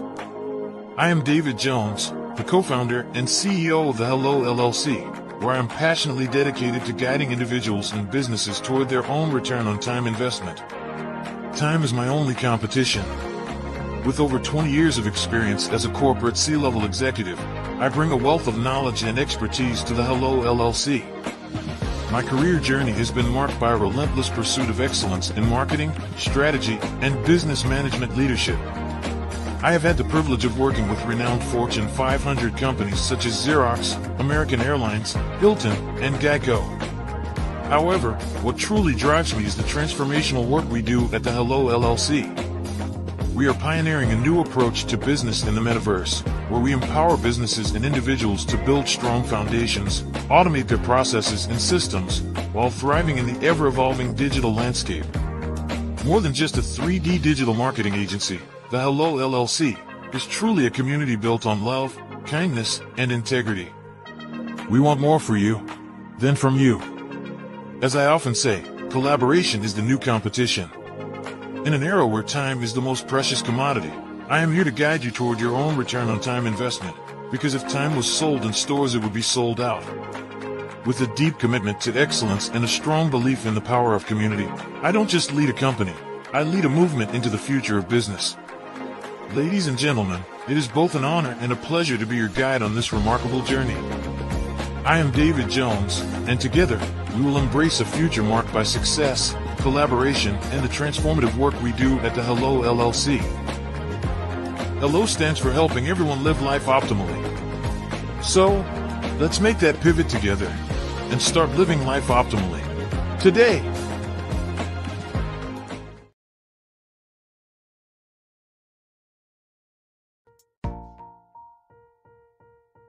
Have you ever seen a parent stressed out and needed a stress reliever with their child? One morning I was coming out of a store and saw a mother and her 3 or 4-year-old son. She was highly upset, actually beginning to yell at him. However, the more upset she became, it seemed the calmer the child became. He sat down on the sidewalk, crisscross applesauce, folded his arms, and looked up at her with a smile. You see, the angrier she became, the calmer he became, because he had the control of the situation. Hi, I'm Frizelma Lynn. I am the CEO and founder of Frizelma Teaching Parents, LLC. I'm a retired teacher, school district administrator, an author, speaker, and I am the parenting 911 coach. My mission is to rescue families by equipping parents with proven, effective, and practical strategies to enhance their parenting skills. Many times we as a society expect parents to teach, train, and raise their children without providing the necessary tools they need to accomplish this. However, parenting issues cannot be resolved without intervention. Therefore, Frizelma Teaching Parents has provided coaching programs, digital courses, and live webinar trainings to provide step-by-step research-based parenting strategies, even for parents. Welcome back, Sonia. Thank you. Genius is coming, and I'll see you on the other side. Thank you. Again, since my younger years, I've always had a desire to work in the business field. This caused me to be driven and determined. And with that determination and being driven, I would take courses, every course that I could find relative to business, I would take those courses. Even after graduating high school, because my parents could not send me to college, I would pay for my own college courses and take as many courses as possible. I've learned that through the years, these things were the reasons or were the causes of me really venturing out to achieve my dream and goal. The more you have to work for something, the more you have to strive for it, is the more that you will appreciate it. And I was just determined to become a business owner or to be in corporate world. Well, after several years of preparing educationally, I landed position and jobs that also added experience, added different nuggets under my belt. Therefore, one thing led to another. It also allowed me to become engaged with different people in different offices, and all of those experiences and all of those different places and different people were very vital to my role in business and also becoming a business owner. Even after moving to Gaston, Alabama, there were people who remembered my work and remembered me. And as they began to venture out in their business, they would call me asking for advice or my expertise in starting up a business or even in proper development, because after moving here, I also have property management and development experience through the Greater Gaston Housing Authority. So this began, one thing led to another, and it began my journey in the field of business and property development. Everything that you experience, sometimes you feel that it's not good, or you wonder how that could really benefit you in your life. But everything that you experience has everything to do with where you're going. And I found that to be very true. Nothing is wasted. It all can play a part of your business. And so, or play a part of your dreams, should I say.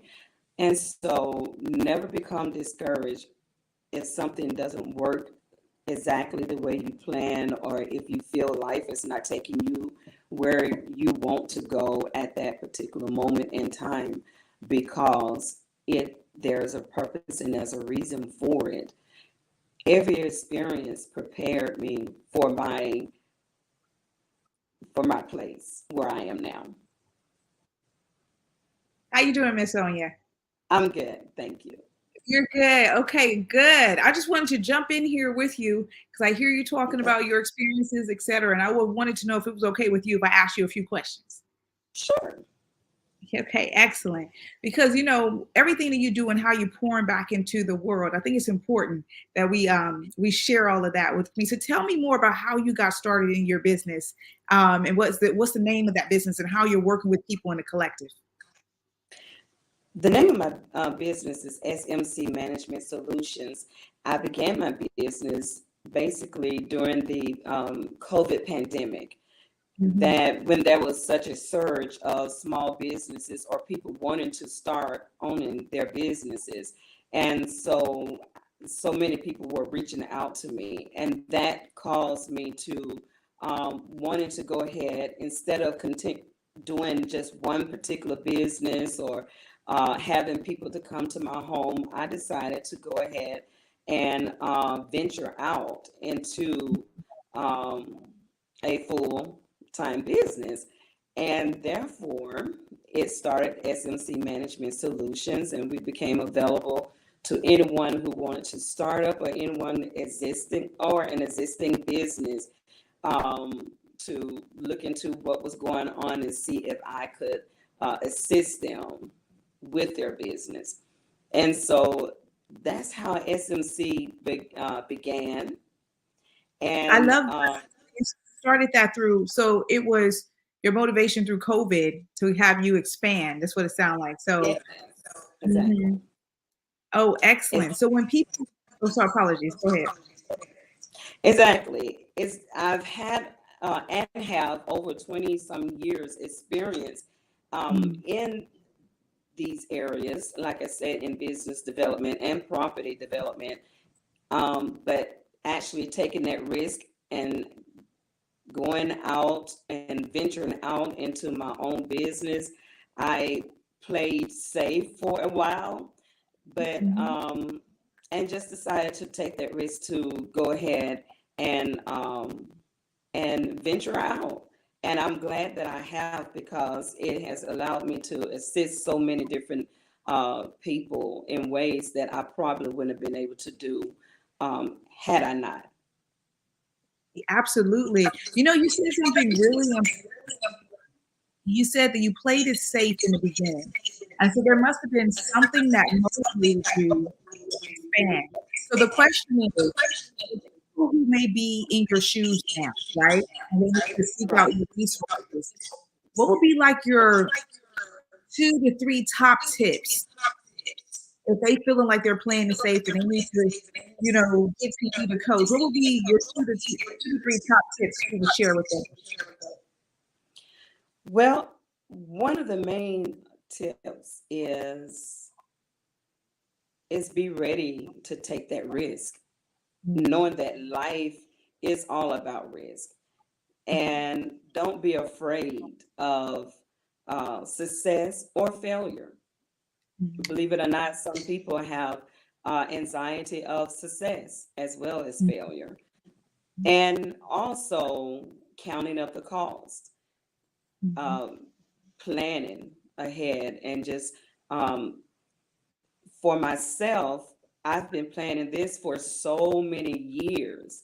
So it wasn't an overnight thought and just jumped into it. I've been planning for years. And most people who are wanting to become business owners, somewhere down the line, they have already had a glimpse or had a desire, or even perhaps even have their name, the name of their business. They already know what they want to do. Is having the courage to actually do it is the main thing, or it's been the drawback.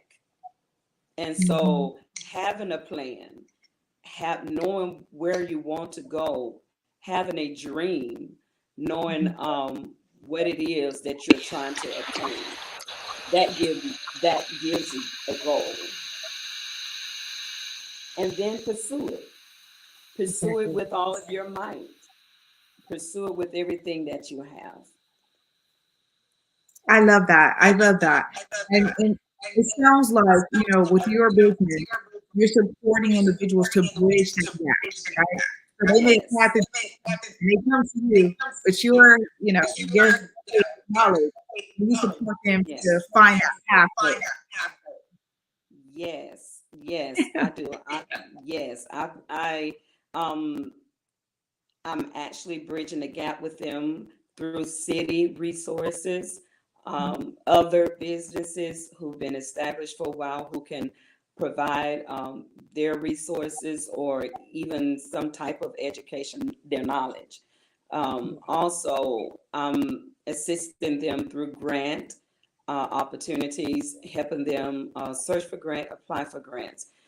So I'm basically providing any type of resource that will help them to get started, and also hands-on support. I provide that hands-on support where they're able to, it's not just something that they're having to go online or on. A lot of people still want that hands-on support, and they want to know that they can see and touch that person, be able to walk in and speak with someone, to sit down, and we provide that type of consultation. We also allow them to contact us at any point in given time. I really like that. I was about that. You answered my question because you're absolutely correct. Even though we're in a moving society is moving away with all this technology, et cetera, there's still a lot of people who, that sort of technology scares them. So to know that there's this way is actually really good. I'm sure for even some of the audience that's watching now. That is beautiful.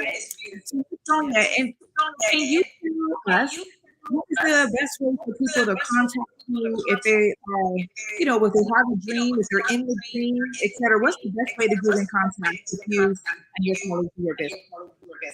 Sure. Yes, you can find me online, SM Management Solutions, or you can find me on social media, SMC Management Solutions. Then you can also call me. My toll-free number is 877-572-8281. And you can find me at extension 1001. My local number is 277-6905. So I can be found at any of those locations. That is excellent. Thank you so much for sharing all that you do. Yes, thank Genius you. have come. You're welcome. And I'll see you on the other side. Okay, thank you. You're welcome. Thank you. A beautiful soul. All right. The Black Business Expo mission is to raise funds for high school seniors going to college or K through 12 entrepreneurs. This expo is a fundraiser for the students. You may go to www.blackbusinessexpousa.com to donate to the scholarship fund or use the Cash App that's somewhere on the screen. Our goal is to give laptops and up to $5,000 to 10 students. Students can register online at www.blackbusinessexpousa.com. Every dollar counts. So we want to remind you to donate to the scholarship fund.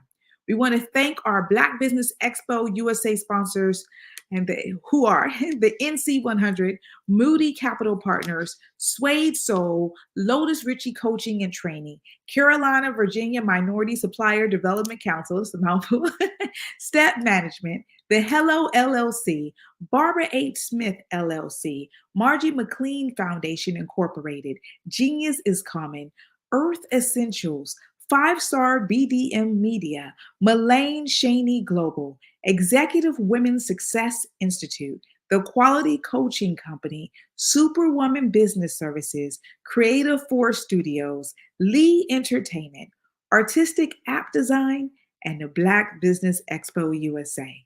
Genius is coming, and I'll see you on the other side.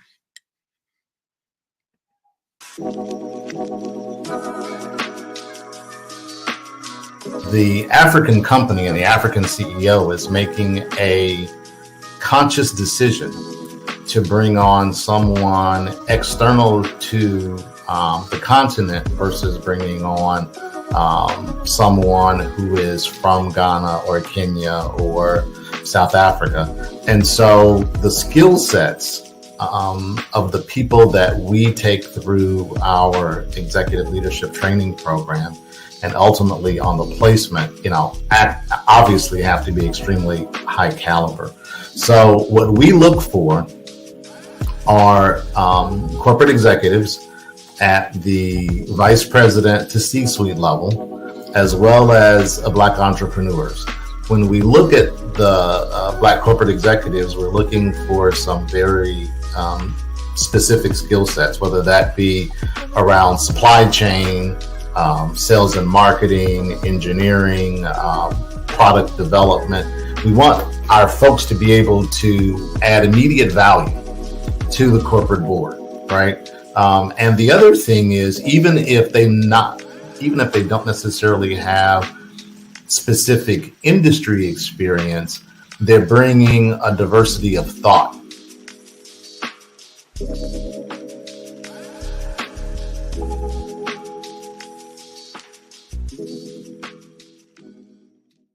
Hello, I am Dr. Eric Kelly III, the visionary strategist and founder of the Black Business Olympics. I invite you to showcase your Black-owned businesses on the Black Business Network global stage.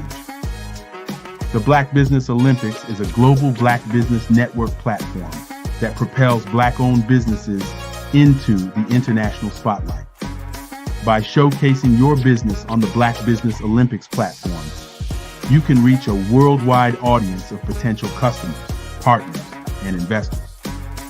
You can also establish yourself as a thought leader, an expert in your field, attract lucrative partnerships, and more speaking engagements. In addition, the Black Business Olympics platform provides a valuable opportunity to connect and collaborate with like-minded entrepreneurs and business professionals from around the world. This can lead to new business opportunities, ideas, and relationships. Finally, by sharing your story and expertise on the Black Business Olympics platform, you can inspire and empower others. This is a powerful way to make a positive impact on the world and leave a lasting legacy. If you are a Black-owned business owner I encourage you to seize the opportunity to showcase your business on the Black Business Olympics platform. It is a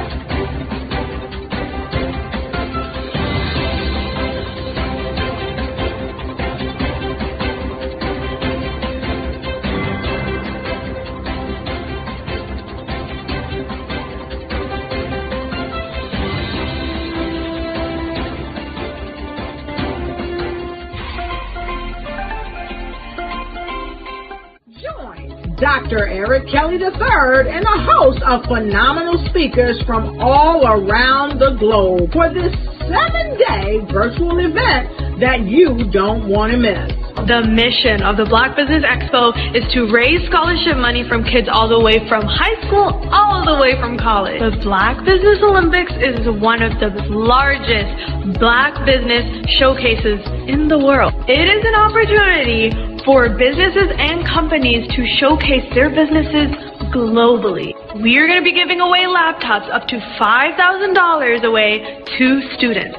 Again, I'm Olivia Appleberry, the founder of 2 Cents Finance and one of the speakers for the expo. I am so excited to see you there. For more info, go to www.blackbusinessexpousa.com or call 919-308-9090 and hope to see you there. I am Black Business. From the moment I wake until the time I sleep. Yes, I am Black Business.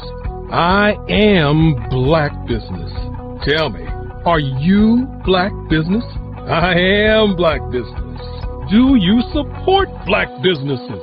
Listen, I support Black business because I am Black Business. Black Business Expo, one of the largest business showcases in the history of Black business in the world. The world! Sign up today at www.blackbusinessexpousa.com or call 919-308-9090. I am Black Business. I am Black Business. From the moment I wake until the time I sleep, I am Black Business. I am Black Business. Are you Black Business? I am Black Business.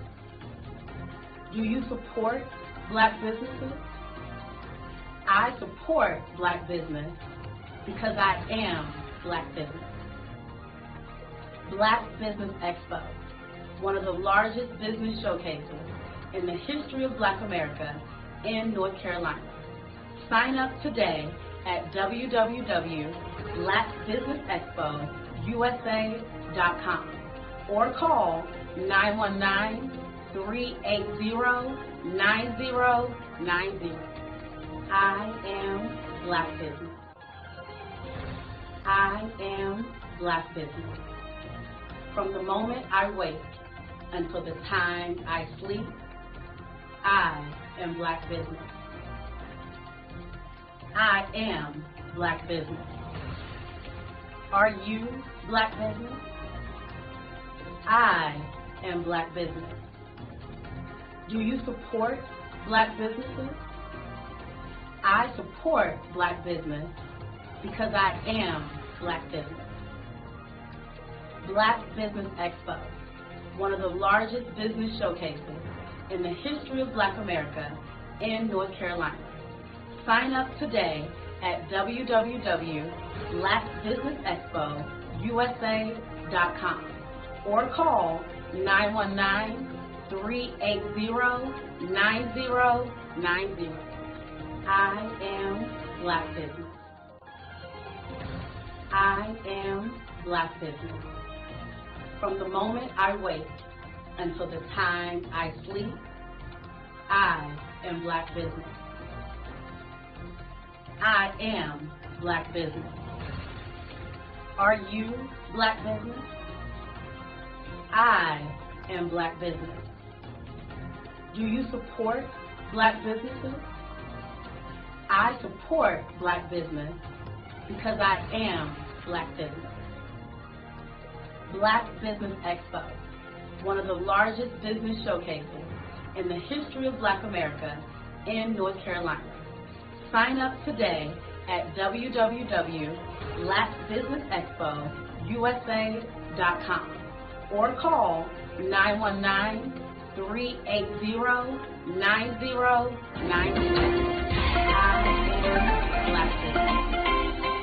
Join Dr. Eric Kelly III and a host of phenomenal speakers from all around the globe for this 7-day virtual event that you don't want to miss. The mission of the Black Business Expo is to raise scholarship money from kids all the way from high school, all the way from college. The Black Business Olympics is one of the largest Black business showcases in the world. It is an opportunity for businesses and companies to showcase their businesses globally. We are going to be giving away laptops up to $5,000 away to students.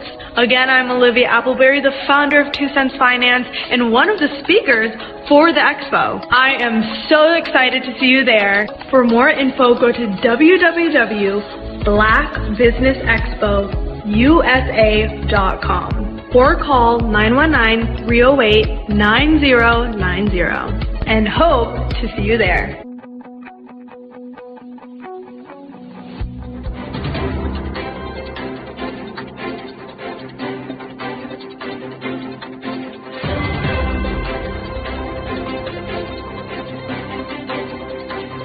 I'd like you to imagine with me, if you will, opening an app where you can collaborate with like-minded individuals from around the world, get inspiration and in-app tools to launch and grow your business, as well as share your knowledge and earn compensation, all in one app. Well, the name of that app is Truso, short for Truly Social. Hi, I'm Matthew Newman, the founder and CEO of Truso, a new concept in social media. Truso is designed from the ground up to be a platform that's both social and empowering for all its users. How exactly do we do that? I'm glad you asked.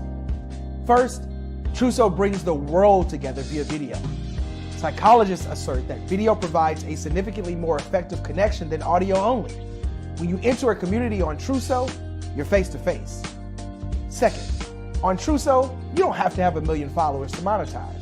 Our business model allows all hosts and moderators to monetize, no matter the size of your following, by 1, producing fee-based content, and 2, inviting others to join the platform as subscribers. Even more, Truso has an in-app resource library with over 100 free resources, forms, and documents to help you build your brand and grow your business. Third, Truso is inclusive. The deaf and hard of hearing communities make up 360 million people worldwide. Unlike audio-only apps, Truso embraces this community, providing a networking platform that allows them to participate via video and closed captioning. We even have a deaf and hard of hearing foundation in the works as well. Fourth, Truso is both social and safe. We refer to Truso as a virtual extension of the beauty shop, barbershop, and brainchild of the community. A place where there's laughter, along with wisdom, growth-oriented conversation, and genuine connections in a safe space. Truso even has proprietary security to ensure we maintain a safe environment for everyone. Where are we at now? Truso is live, y'all. We've launched in beta, and we're acquiring users daily. We have an incredible development and marketing team, plus amazing celebrity influencers at the table, helping us spread the word around the globe, beginning within the African diaspora and beyond by creating a safe space for growth, connection, and collaboration. We're truly excited about Truso. we've created something special for which there is a global market. And we invite you to embark on this journey with us as a shareholder. The future for Trousseau is truly bright. Join us and let's go there together.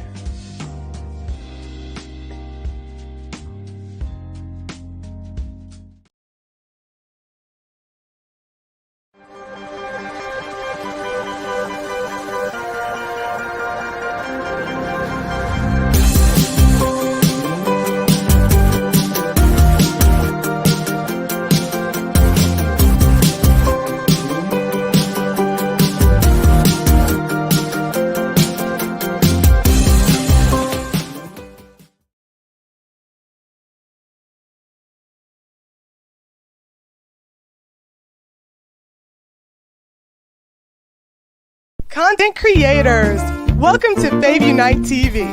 Hey, are you struggling with having your content stand out from the crowd? Or is it that you're overshadowed by others who have more resources, followers, and influence? The good news is wherever we are, you are too.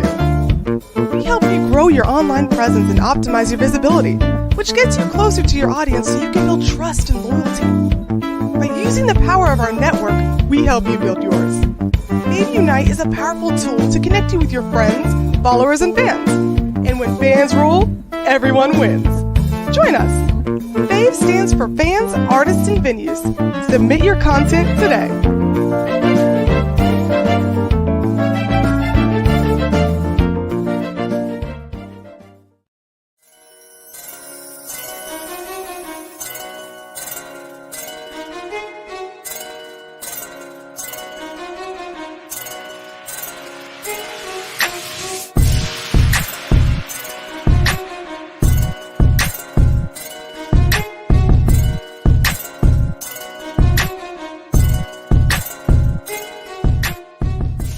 And then there were 12. Okay. And God spoke to me and said, I want you to do a calendar highlighting men. I want there to be men from all walks of life, not just entrepreneurs, not just CEOs of corporations. I want you to bring good fathers, good husbands, good teachers, good coaches, athletes, CEOs, entrepreneurs. I want you physicians, attorneys. Bring them together. They will formulate relationships that they never otherwise would have formulated because we tend to stay in our own circles.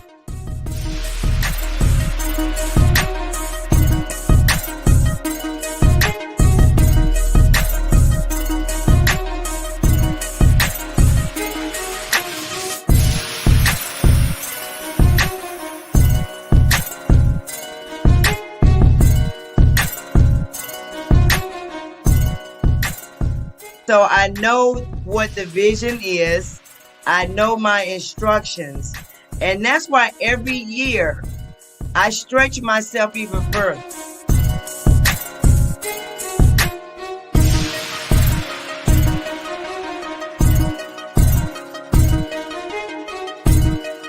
Five-Star BDM, Brand Development Masters, is a professional consulting and advisory group keenly focused on business development services for the small to mid-sized business and entrepreneurs.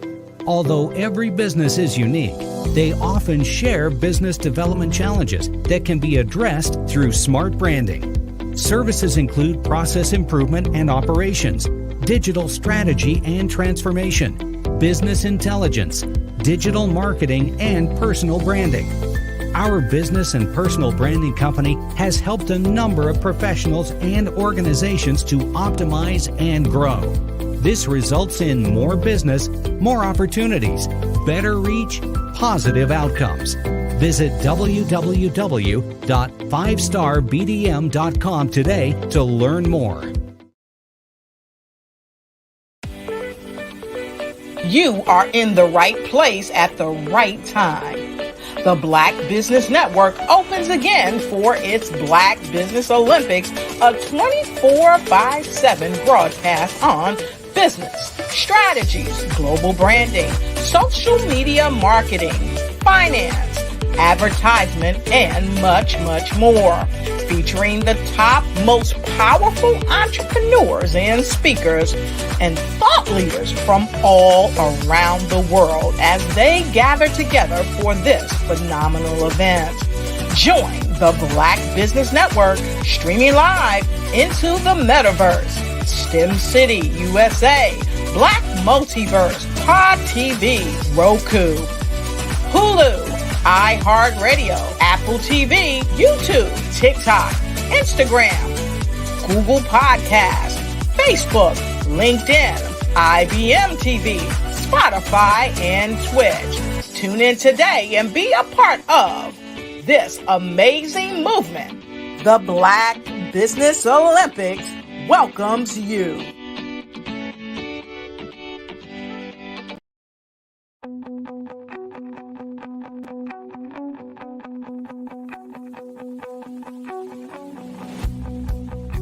I am Black Business.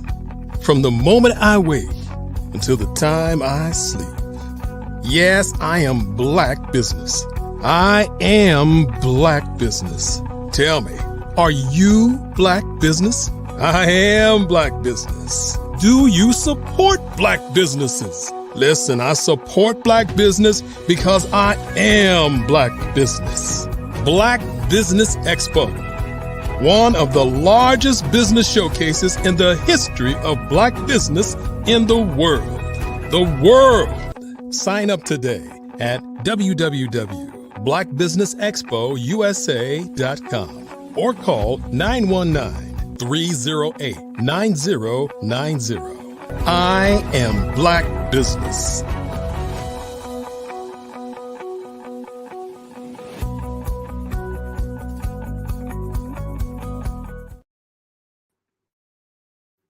Good afternoon, business owners, entrepreneurs, thought leaders, and corporations. Welcome to the Black Business Network.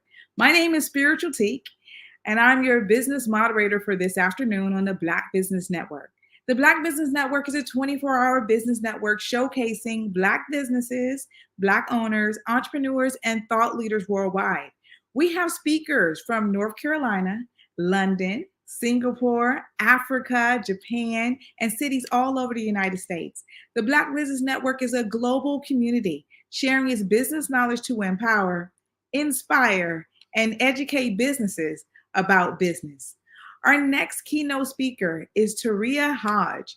Taria Hodge is the owner of Mayaba Consulting Services, and founder of Social Media Saturdays and Serve, Share and Shine. Online platform committed to helping others, coaching, consultants, and thought leaders share their authentic message in the marketplace. Our commitment is to help you discover the brand story that reveals the lesson learned at times in your life where you found the courage to show up and shine. I present to you Taria Hodge.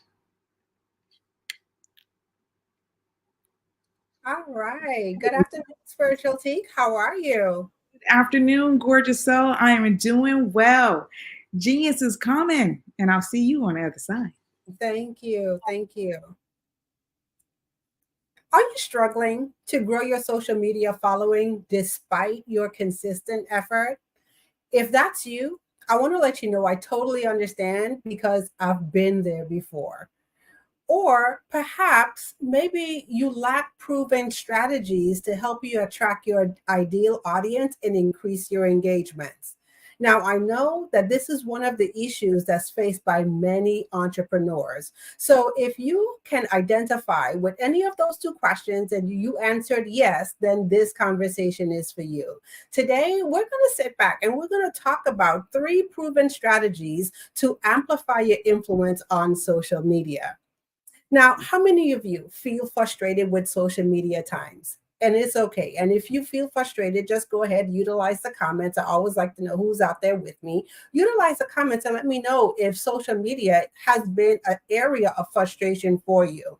And like I said before, I totally get it. It's so easy for frustration to creep in and set in when you feel like your social media presence is stagnant or you are not getting the results that you desire. So whether this is on your business pages, no matter the platform that you're on, or perhaps even if you're in your community and you're running online communities, the lack of visibility and direction can take a toll on your confidence and your morale, leaving you to question your efforts and the way that you are doing things on social media. So this conversation is for you today. If you are absolutely ready to shift gears and level up your presence online, this is for you, whether you are a seasoned coach or consultant, or you even consider yourself a content creator, or you are just starting out on your journey. What I'm going to share with you today will help you take your online presence to the next level. But before we jump into it, I want to just go ahead and share a little bit of my backstory. So social media isn't something that's new to me. I've been in the social media space now for probably over 10 years. And I remember when I first started to take a look at social media, it was one of those things that a lot of people shied away from.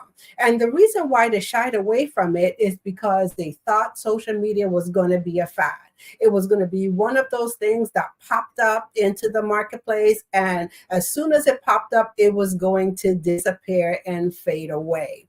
And to a lot of people's surprise, social media is here to stay. And one of the things that I say all the time, and I encourage each and every single entrepreneur and business owner, if you have a business, then your business should have a social media component to it. It should have a social component to your business. So when I started to take a look at social media, I absolutely fell in love with the space. Number one, because it gave me the opportunity as a new entrepreneur, a small business owner, to take advantage of the opportunities that a lot of larger businesses had. You see, to me, social media became the level playing field. I had the opportunity to show up and what I call shine, just like other established businesses had the opportunity to do it. And I absolutely love this because as a new entrepreneur, I didn't have tens of thousands of dollars to invest in my marketing. So social media allowed me to market my business, get my products and service out into the marketplace, and do that on a relatively small budget. So I would say when I started out, the social media game was very easy, and I likened it to the numbers game. So how many of you have ever heard that, like you've liked in social media to be in the numbers game? And if not, this is what I'll share with you. You see, back in the day, 10 years ago, when I started out with social media, it was very easy for a business owner or entrepreneur, whether you're a coach or a consultant, to show up on social media and offer your products and services, whether you had an ebook. How many of you remember the days of the ebook? Maybe you've had a training, or it was an online program that you were offering, and you could position your products and services online. And because of the sheer numbers of people who were on social media platforms like Facebook, LinkedIn, just to name a few, you were guaranteed to have some success. And I'm going to tell you, I rode that wave and I enjoyed that wave. But I'm going to fast forward to probably about 7 years ago when things started to shift for me. And when I say things started to shift, I started to notice things like my engagement were going down on social media. The ease of which I could generate revenue on social media started to change. And I had to sit back and ask myself the pertinent question is, what happened? What changed on social media? And the biggest thing that I noticed is that there were more players in the game. There were more players on the field. So as social media became this thing where a lot more entrepreneurs, business owners realized that it's not going away and it's here to stay, more people started to enter into the social media realm and position their products, their services, in the online space. And so what that said to me is that I had to learn to do things differently.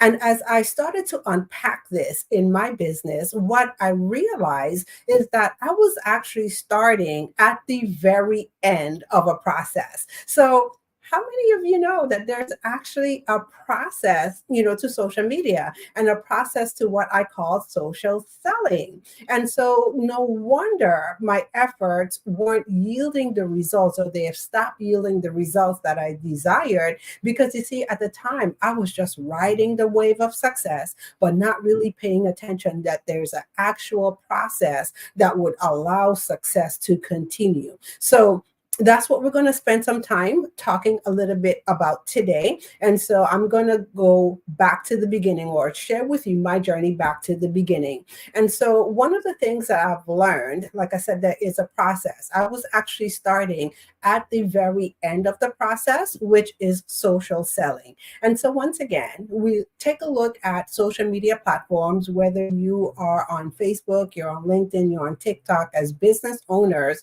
one of the questions we always want to ask ourselves as we partake in these platforms, what's the revenue? What's the return on investment that we're going to get?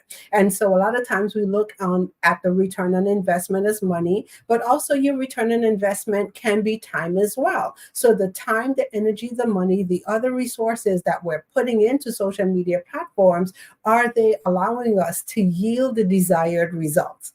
And so as I started to look at this, one of the things that I've learned is that there are actually 5 stages that an entrepreneur, business owner need to go through that would allow them to have effective social media marketing. Okay. And so what I'm going to do, I'm just going to give a brief overview, of the 5 stages, but there's one particular stage that I want to pay attention on today. And so if you've never heard this, there's actually some things before you get to the social selling part on social media online. You actually need to implement active social listening. And social listening is one of the things, like, I liken to putting your ear on the ground on these social media streets and gathering intel on your audience. Next, we have social influence. And social influence is all about how you show up as a resource in the marketplace and inspire your audience to action.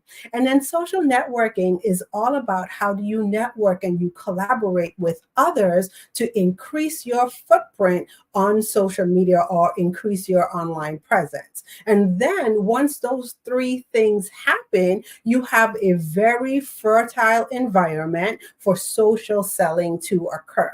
But now it doesn't stop there. There's the 5th step, and the 5th step is social follow-up. And so a lot of times what I find people do is that they do a wonderful job in making online connections, but they fail to take their connections offline. But we're not going to dive too deep today into each of those 5 steps. There's one particular step today that I want to focus on, because I think it's so important for us as the business owners to really understand that, or understand this step. And this step that we're talking about today is social influence. So before we jump into the things that I'm going to share with you today, let's take a minute to define social influence.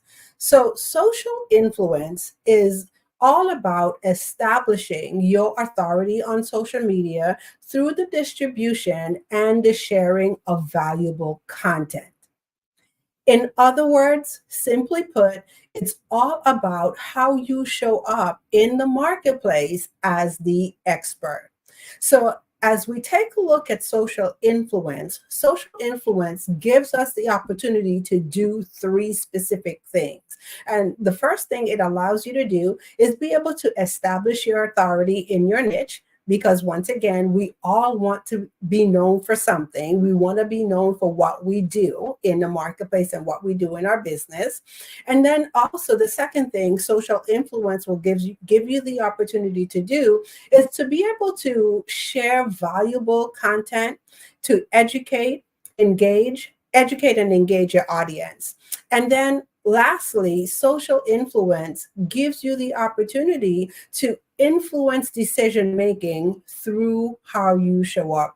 Influence decision-making through your influence. Okay. And so we're going to specifically cover 3 things in our conversation today.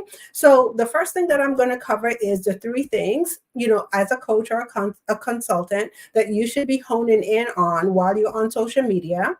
And then secondly, I'm going to cover what you need to consider before you share content online. And then lastly, I'm going to share with you the secret to having more visibility online. So let's go ahead and jump right in. So the first thing that I want to really sit and have a great discussion around is the 3 things as a coach or a consultant that you should be honing in on when you are on social media. And I know for some of you, these things will just be a refresher. So meaning they're things that might not be new to you in hearing them, but the question always becomes, how well are we doing these things in our business? So the first thing that you should be considering or honing in on is your audience. And so a lot of times I see people kind of jumping over the importance of identifying who their people are on social media, or who are you speaking directly to on social media. So have you sat down and taking the time to understand and know exactly who your target audience is on social media? How do you hone in on your people? Now, I know this is one of the things, if you've ever taken a marketing class, Marketing 101, one of the things they encourage us to do is to take a look at who our ideal clients are. Okay. And a lot of times when we talk about our ideal client, we tend to stay in the range of the demographics. So are they male? Are they female? What is the age demographic? Are they 25 to 35, 35 to 45, 45 to 55? You get the picture. Where do they live? Is that if that's something important for you to know? Do they live in the suburbs? Are they urban cities? How many kids? What does the family structure look like? And I always joke all the time, because one of the things that I hear is the 2.5 kids. Now, I don't know about anyone out there. I have 3 whole kids, so I don't even know what a 0.5 of a kid is. Okay. But these are the things that we are taught to look at when it comes to identifying our people. Now, one of the things that I'm going to encourage everyone to do is to go a little bit deeper. Instead of just taking a look at the demographics, also take a look at the psychographics of your audience. Who are your people? And so when we talk about the psychographics, do you know how your people show up? Outside of their pain point, because that's one of the things that people always tell us in business. We are in the profession of solving problems. All right. So if you're a business owner, you know that that's what you do. You have a business when you solve problems. And so a lot of times we kind of key in to solely just the pain point, the things that people are struggling with. But can you take it a step further and go outside of the pain point and really understand, like, what is their desires? What are the transformation that they want to have happen, not only in their business, but also in their lives? Like, if you fix the one problem that your business solves for them, what's the effect that it has on other areas of their life and their business? Do you know what that is for them? Do you also know and understand how they communicate the problem? And so I had a very interesting conversation with another colleague of mine. And one of the things I celebrated her for is that she did an excellent job of doing some social listening, gathering intel. And so one of the questions she asked me pertaining to her business is, how does someone express their pain point, and she is a fear coach. So she helps other entrepreneurs get past fear and allow them to show up in their brilliance in their business and also in their lives. How cool is that, right? And one of the things that I said to her is really stop and think about it.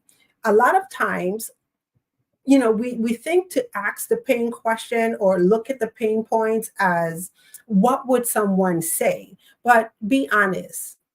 Do we all walk around talking about we're in fear? No, nobody talks that way. And so I challenged her to go a little bit deeper. Look at the psychographics. As a result of fear, how does this person show up in the world? Can you go a little bit deeper and look at the behavioral patterns? Now, people will tell you, and you will be able to see and gather all of this intel on social media. So if you are in communities, you're active on social media, you not only have the opportunity to hear conversations, but you pay attention to behavioral patterns of your audience as well. And so it is our job to really hold in on who we are called to serve and understand things, not just the pain points or not just the demographics, but what are their behavioral patterns? What are their social patterns?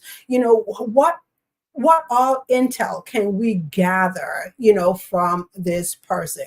And so that's the first thing that you want to hone in on. You want to be very, very clear on who you are talking to on social media, because this helps you show up in a certain way or in a different light on social media. And so we're going to get to that in a little bit. The second thing that I'm going to share with you that coaches and entrepreneurs need to pay attention to is platform. Okay. And now, why am I saying this? Pay attention to your platform and hone in on your platform. Is it just me? Or does anyone else out there feel like there are new social media sites that are popping up like every Monday morning? I know for one, I have a tendency to kind of get overwhelmed with everything that's going on in the social media world. And so one of the things that I usually share is that, pick one or two platforms, okay? And the way how you pick the platform that you're going to hang your hat on is not by choosing the platform that you like or the one that you are most comfortable with. It's by choosing that platform where your people are on. So do you know where your people are hanging out? Are they hanging out on LinkedIn? Are they on YouTube? Are they on Instagram? Are they on Facebook? Are they on TikTok? Okay. Once you know and have identified where your people are hanging out, that's where I encourage you to go ahead and establish your presence and build a strong strategy around that platform. Okay. And then the third thing, when it comes to honing in, I want you to stop it for a second and take a look at your message, your communication. And like I said, you're connecting conversations that you're having online. And so I no longer say content anymore. I liken them to connecting conversation. So are you clear in your messaging? Are you clear as to what it is you do in your business? Or like how I like to say, are you clear in how you serve in your business? Okay. So when people encounter you online, do they know this is how you can help them in their business? So those are the three things. If you, like I said, I know you've probably heard these things before, but it's all about how well are we doing these things, or how can we get better to do those things? Okay. And so the next thing that I want to talk about is one of the first things you should consider before you share your content online. Okay. So the first thing when you are about to share any type of content online, before you start typing, before you hit the send button, ask yourself the question, what is the purpose of your content? And so what do I mean by this? Now, I know there's a lot of pressure when you are managing your social media platforms. And one of the things we all come to understand is that social media likes content. Social media is fueled by content. And so with that, there's pressure, and the pressure comes on showing up consistently on social media. And so a lot of times in our haste to have a consistent presence on social media, what we have a tendency to do sometimes is just put content out there and not really understanding or knowing the purpose behind our content.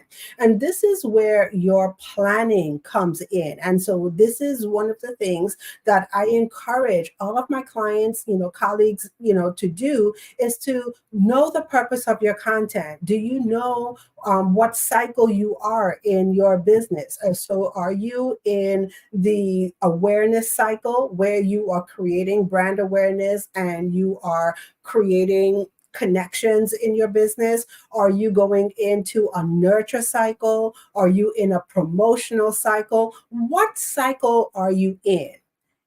And then as you know what cycle you're in your business, based on the goals that you are achieving in your business or you want to achieve in your business, then you have the opportunity to sit and better plan your content. And so as you write your content calendar, maybe you're creating your calendar for the month.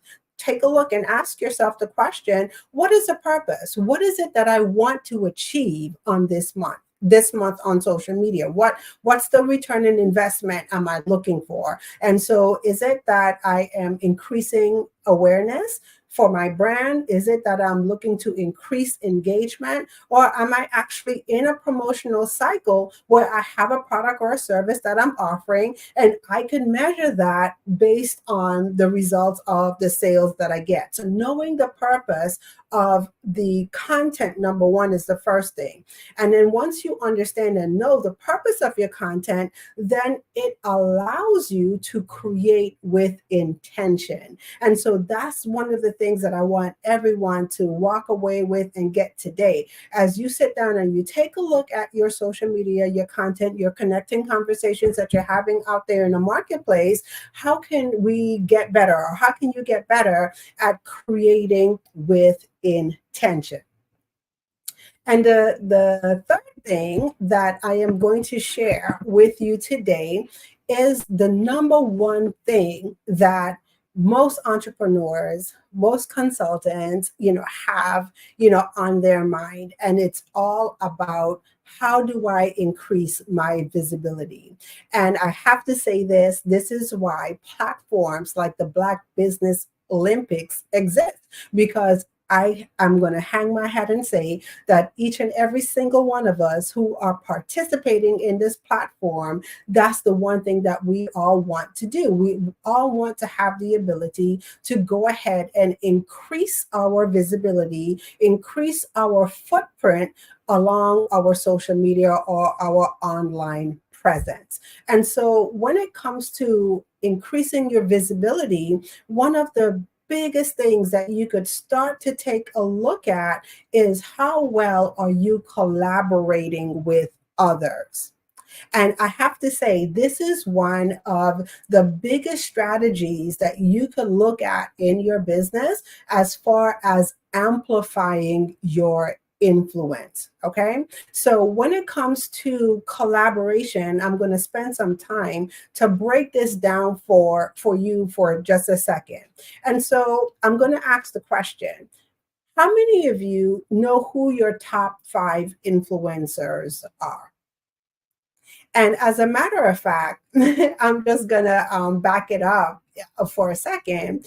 And I'm going to ask, because I didn't ask it before. It's like, how do you define influence? I know I gave my definition of influence, but how do you define influence? And do you actually see yourself as a person of influence. Okay. And so as we take a look at this, who are your top 5 influencers? And I know, I'll share another quick story. I've had the opportunity to speak to a client, and it was a breakthrough moment for her. You see, for her, in her mind, she thought influencers were only the people that show up, on social media with the perfect curated profiles. They have billions of followers and everything looks perfect in their world. And I kind of had to shift her for a moment and share with her, you too, my dear, are an influencer, meaning you have the ability to inspire action from people. You have the ability to show up in such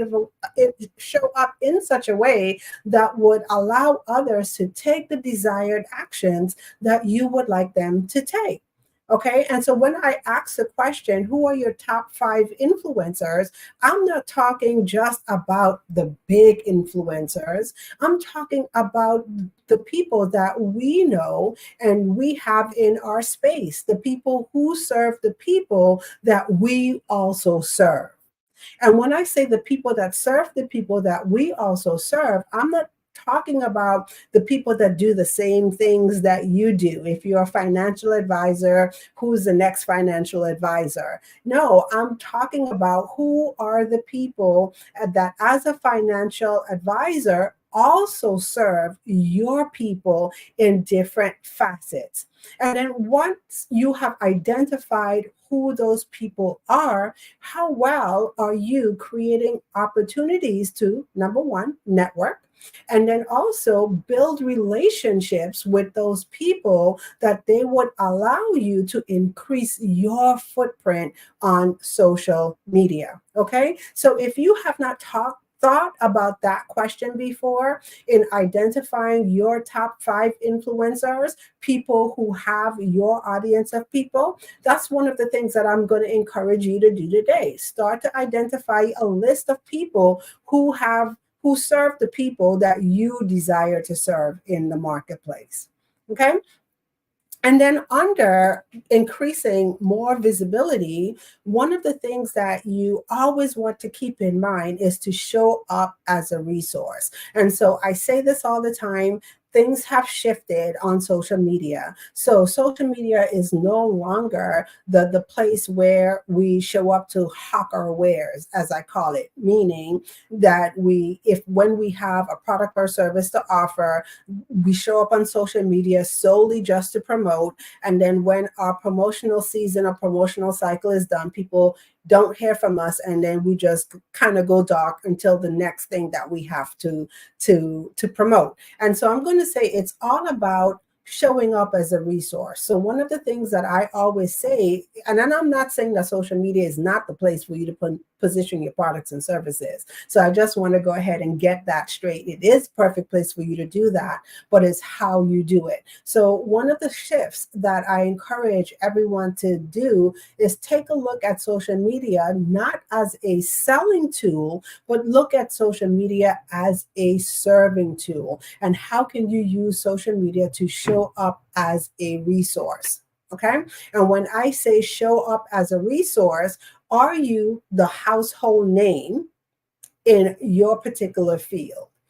Are you the household name for your audience? Whatever it is that you solve in your business, when people have that problem, does your name automatically pop up? And that's the thing that you want to go for. You want to be able to show up as a resource. And how do you show up as a resource online? Is by serving. And you serve through your content. And how do you serve through your content? You absolutely give value. So as you share, as you show up, every piece of content that you share should have value attached to it. And it goes back to what I said before. So as you sit down and you plan your content, are you being intentional with your content? Can you show up as a resource? Are you showing up and adding value every time someone comes across a post or a video that you do on social media? And then the third thing under increasing your visibility is collaboration. And when we actively collaborate with others, this gives us the opportunity to have our value add dispersed amongst more people. And so what does this look like? This can look like you being a guest on platforms like the Black Business Olympics. It could be you appearing or hosting your own events, whether it's, a webinar that you're doing, whether it's a Facebook Live or some type of live stream that you're doing. How well are you seeking opportunities to be a guest on someone's platform? And then also, how well are you opening up your platform to allow others to come in? Okay.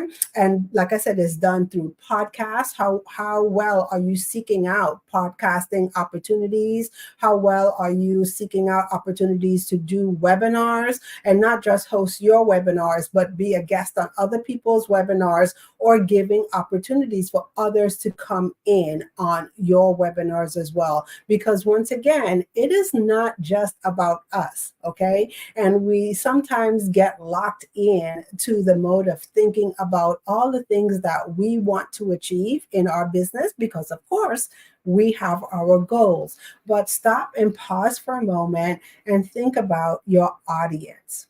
And your audience should always be top of mind. And the question should always be, how can I serve my audience today? And so as we take a look at those three specific areas, those are the key strategies that you can use to help you amplify your influence in the marketplace.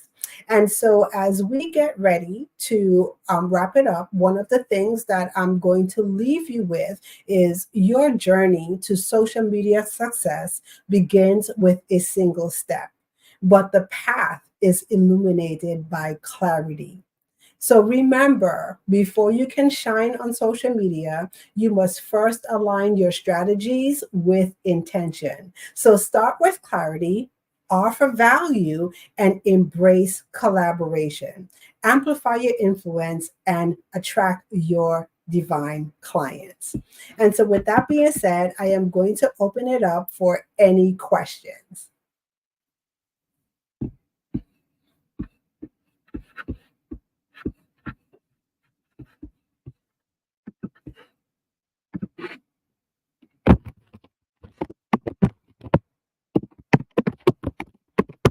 Okay.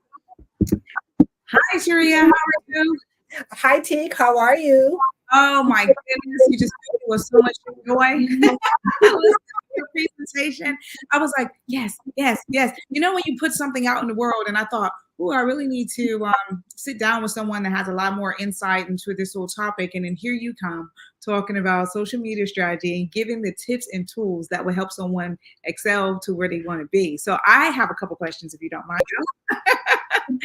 So in terms of individuals who you're working with, I mean, are you open to work with where the people are at the beginning stages of their journey, or have a huge following, or I think I heard someone say the other day, a micro influencer, and I was going, oh, okay.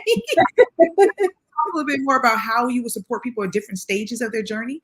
Yeah, so that's a very good question, and thank you for that. And so, I have a love for the people who are just trying to get it right. So whether you are out there, like I said, and you're just starting your business and you're taking a look at social media, and you are asking the questions, what do I do on here? Because I feel a lot of people get stuck right there. Like, what do I do, on here to really make it work? How can I not make that misstep? I'm new in business. I have no clue what to do on here. And so, yes, I do work with those individuals that say, I'm starting my business, or I've been on the journey for a little while. Now I'm in the beginning stages of establishing my social media presence. How do you do that? Mm-hmm. And then you have others who have been on social media for quite some time and, experienced the same, issue I had. Like I said, I started off back in the beginning where, things were easy. You had a $10, ebook and you were in the money back then, and things have shifted. And so people also come to me for a revamping of the strategies. Okay. So maybe they're looking to grow their business in another way. They're looking at different things that they do. So what are the strategies that you can put in place that will always align with your business goals? Okay. So whether you are, like I said before at the top, whether you are a new person, in business, or you're seasoned, it's all about looking at what does that social component for your business look like, and then what are the strategies that you can implement that would allow you to hit your goals. So great question. No, that is absolutely beautiful because, I connect with beautiful souls all the time, and I have my platforms as well. And so this is why this was very fruitful for me too, listening to it. And it's good to know that you're supporting people in the beginning where it might feel like a little bit more, anxiety, because it can be overwhelming, all these different platforms. I think I get lost in all the different platforms myself. But equally, I love that how you are able to support people to scale, or do that facelift, revamp from where they are, but still keeping that authentic message. And I think that's the key anyway, because I think I loved your question when you said, well, what is your purpose for whatever you're about to put out? What is your purpose for putting it out? And that is so key. That is so key. So before I let you go, please dive into, I've already taken your details, so but please how everyone that's watching can find you, the best way you will want them to connect with you. Let us know your purpose channel. Yeah. So one of the best ways you could connect with me, I could be found on also, well, I shouldn't say all social media platforms, because definitely not all, but Facebook, Instagram, LinkedIn, I am Turia Hodge. And so if you just search my name, you will find me. The place that I enjoy hanging my hat is on Facebook. That's where my community is. And the name of the community is called Storytelling for Super Achievers.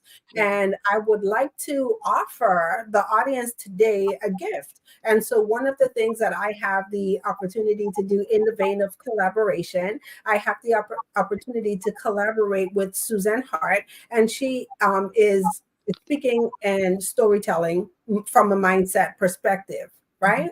And it's one of the things that I found paired so well with social media, because it's all about how do we show up online, how do we show up as influencers and attract those people. So I no longer tell people it's about finding your clients, because I think we've all heard that, right? But it's about for us how we show up in such a way that we attract our people, our divine people to us. And so I would love to invite the listeners of the Black Business Olympics to join us on our Unleash the Power of Your Story Masterclass. And so I will drop the link in the chat, and that's utpmasterclass.com. I have to remember it for a second. So it's UTP for Unleash the Power Masterclass.com. And that's happening on May the 17th, and it's May the 16th, and it's a free masterclass. So I'll put the link on there. That is amazing, Turia. It's been a pleasure having you here on the Black Business Network, and I'm sure we'll be collaborating and speaking soon. Have a beautiful, blessed day. All right. Jesus is coming, and I'll see you on the other side. All right. Thank you. The Black Business Expo mission is to raise funds for high school seniors going to college or kindergarten through 12 entrepreneurs. This expo was a fundraiser for students. You may go to the www.blackbusinessexpousa.com to donate to the scholarship fund or use the Cash App that's somewhere on the screen. Our goal is to give laptops and up to $5,000 to 10 students, and students can register online at www.blackbusinessexpousa.com. Every dollar counts. So we want to remind you to donate to the scholarship fund. And we want to thank our Black Business Expo USA sponsors, the NC100, Moody Capital Partners, Suede Soul, Lotus Ritchie Coaching and Training, Carolina, Virginia Minority Supplier Development Council, Step Management, the Hello LLCC, Barbara H. Smith, LLC, Margie McLean Foundation, Incorporated, Genius is Common, Earth Essentials, 5-Star BDM Media, Mullane Shawnee Global, Executive Women's Success Institute, The Quality Coaching Company, Superwoman Business Services, Creative Force Studios, Lee Entertainment, Artist App Design, and the Black Business Expo USA. Genius is coming, and I'll see you on the other side.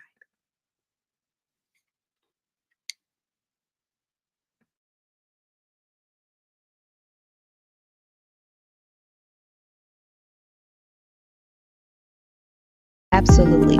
So our coaching program help people that have the lack of time, that lack strategies, and lack the confidence to go after their dream life. So we help them implement tools. We help them implement, I love to leave the inherited lack of finances or the education behind finances. But it wasn't until I lost my firstborn, my only son, that life changed for me. And where I was going after it all, living the corporate life, hit my 6-figure income and living in my dream house with my dream man, driving my dream car. Wow. I nearly lost it all when I lost my son. And so I realized it only takes one financial catastrophe that can change your entire life. That's what made me start All New Beginnings. Because no matter what's going on in life, there's a new beginning. And because of that, we develop a program called Wise Minded. My little slogan is, don't just dream it, let's live it. If they want to connect with you or work with you, what is the best ways for them to be able to do that? Well, for my social media guru, you can connect with me on every single social media platform as Tanya T. Willis.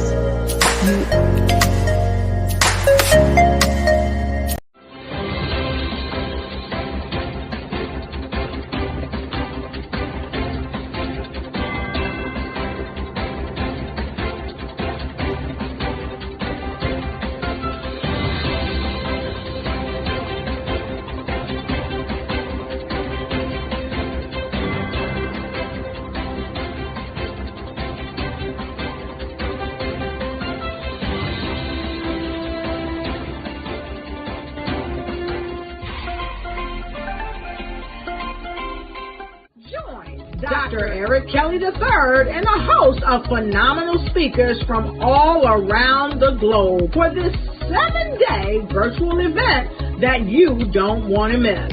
The mission of the Black Business Expo is to raise scholarship money from kids all the way from high school, all the way from college. The Black Business Olympics is one of the largest Black business showcases in the world. It is an opportunity for businesses and companies to showcase their businesses globally. We are going to be giving away laptops up to $5,000 away to students. Again, I'm Olivia Appleberry, the founder of 2 Cents Finance and one of the speakers for the expo. I am so excited to see you there. For more info, go to www.blackbusinessexpousa.com or call 919-308-9090 and hope to see you there. I am Black Business. From the moment I wake until the time I sleep. Yes, I am Black Business. I am Black Business. Tell me, are you Black Business? I am Black Business. Do you support Black businesses? Listen, I support Black business because I am Black Business. Black Business Expo, one of the largest business showcases in the history of Black business in the world. The world!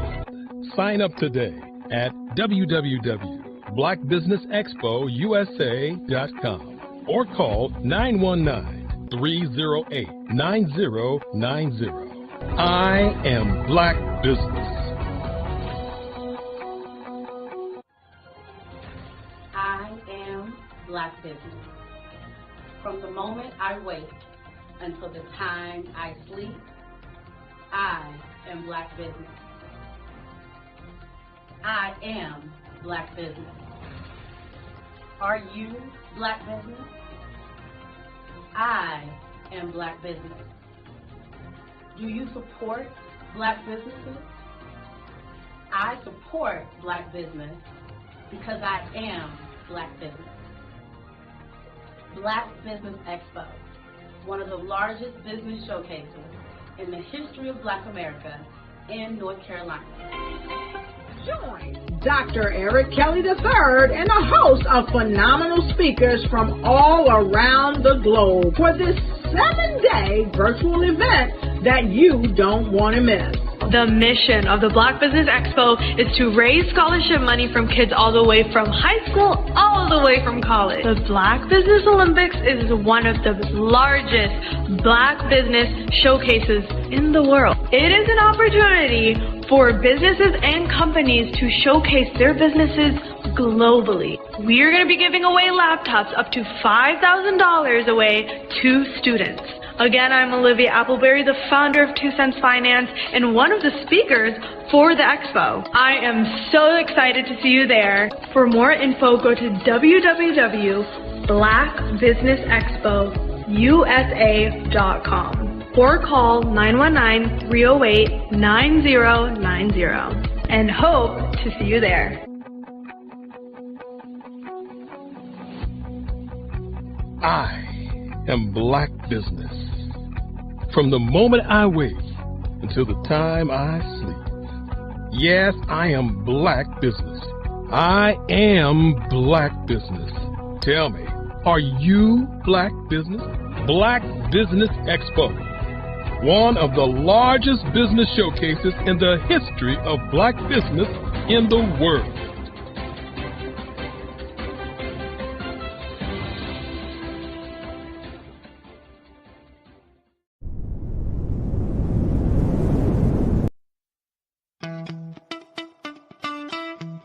How many times have you been asked to help someone you didn't even know, a student, a business entrepreneur, or did you ever even ask, where did they end up? That business, that friend, that entrepreneur. Well, just maybe they ended up in a gang, bankrupt, homeless, or worse, dead. Maybe they turned to crime, drugs, and alcohol. Did you ever wonder? Did you destroy their dream, or was your life always so easy? At the Black Business Olympics, we started a movement to help students complete. Give them hope and foster success. Help them to leave their dreams of providing laptops, computers, and up to $5,000 in scholarship funds. Today, we ask you to help a student, a business owner, or an entrepreneur to realize their dream by sponsoring them, supporting them, and buying from them. Consider this. With $1.6 trillion in our Black community, we only ask for a small donation for our students, our businesses, and our entrepreneurs. And you can change a life today. So I ask you, what are you going to do? Sit on the sideline and watch our students in high school be losers, miss out on their dream from lack of resources? Or are you going to donate to the movement and change their future and yours as well? Give us a call today at 919-308-9090. Change their life by investing with action to the Black Business Olympic Fund. The Black Business Olympics, one of the largest business showcases of Black business in the history of the world.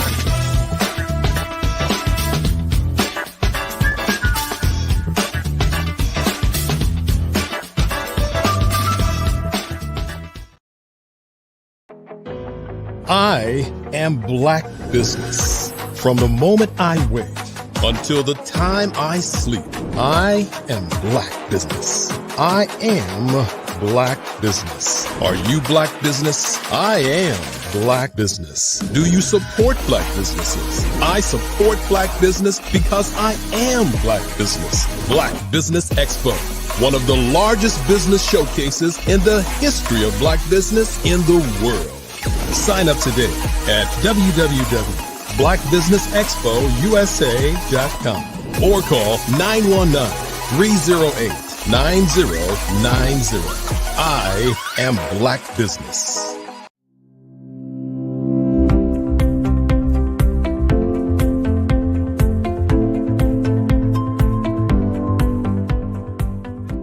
Oregon's it's a beautiful state, and we've talked before this. And I came from California originally, so it's golden hills compared to lush green forest. So it's a beautiful state. It's very beautiful.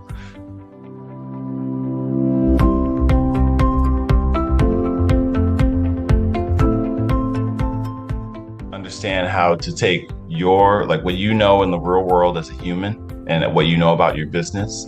And you need to marry that with the algorithm. You need to combine human with machine learning.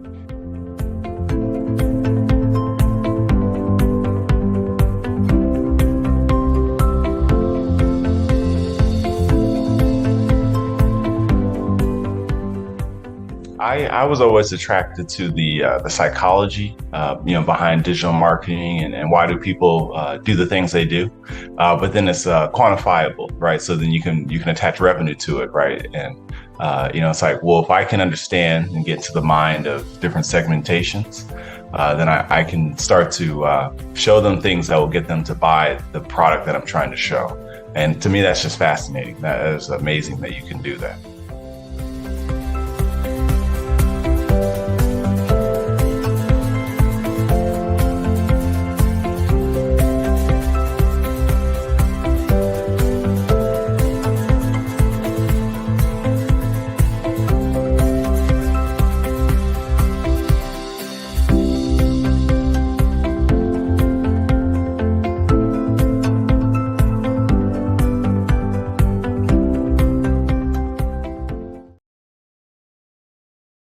Over the past few years, we've seen the growth of existing and new initiatives focused on financial inclusion, building global networks, and reducing the wealth gap in response to the idea there's not enough seats at the table.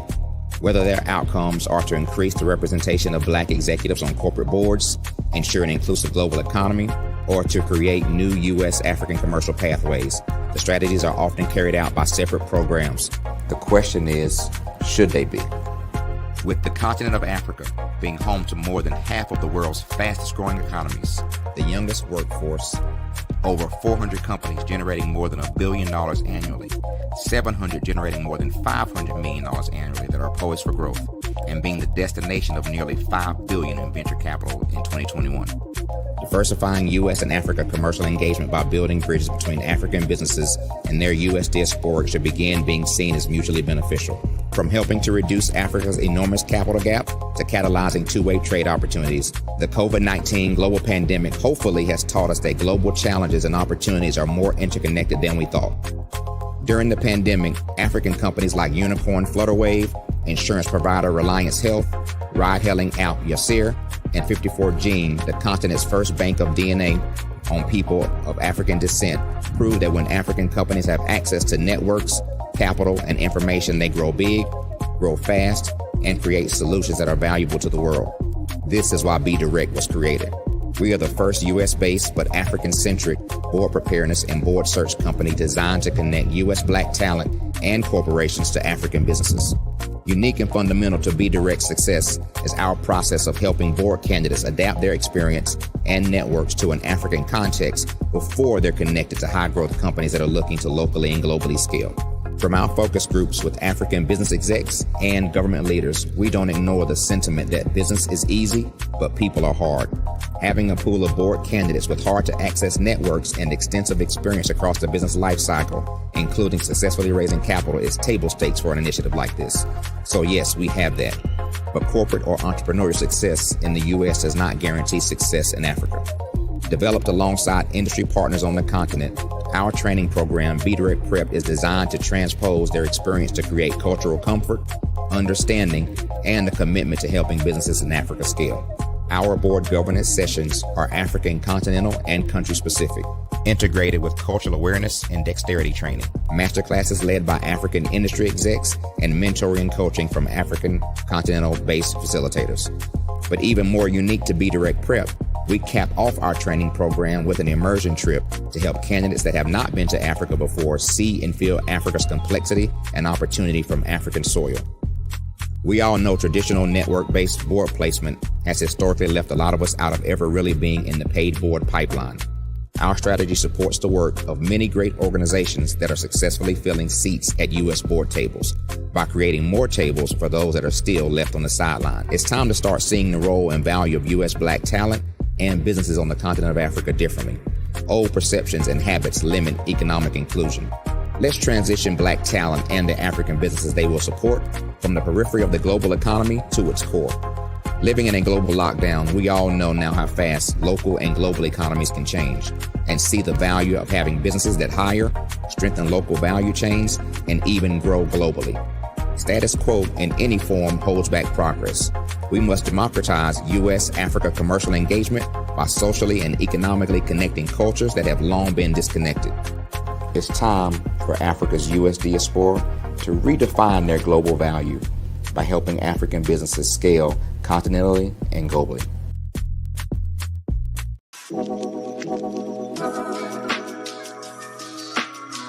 The African company and the African CEO is making a conscious decision to bring on someone external to the continent versus bringing on someone who is from Ghana or Kenya or South Africa.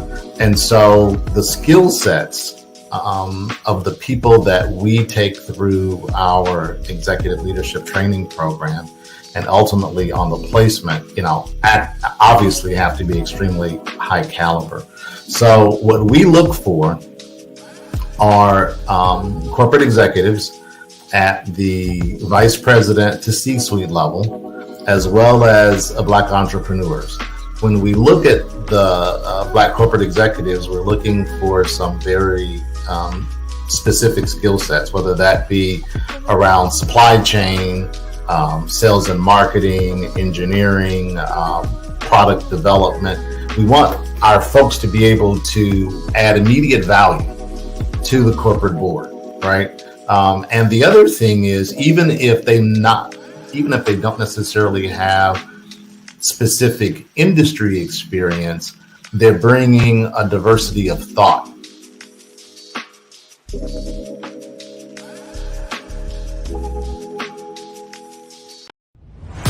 Social media is evolving. It's more vibrant, more colorful, more energetic, and so are you.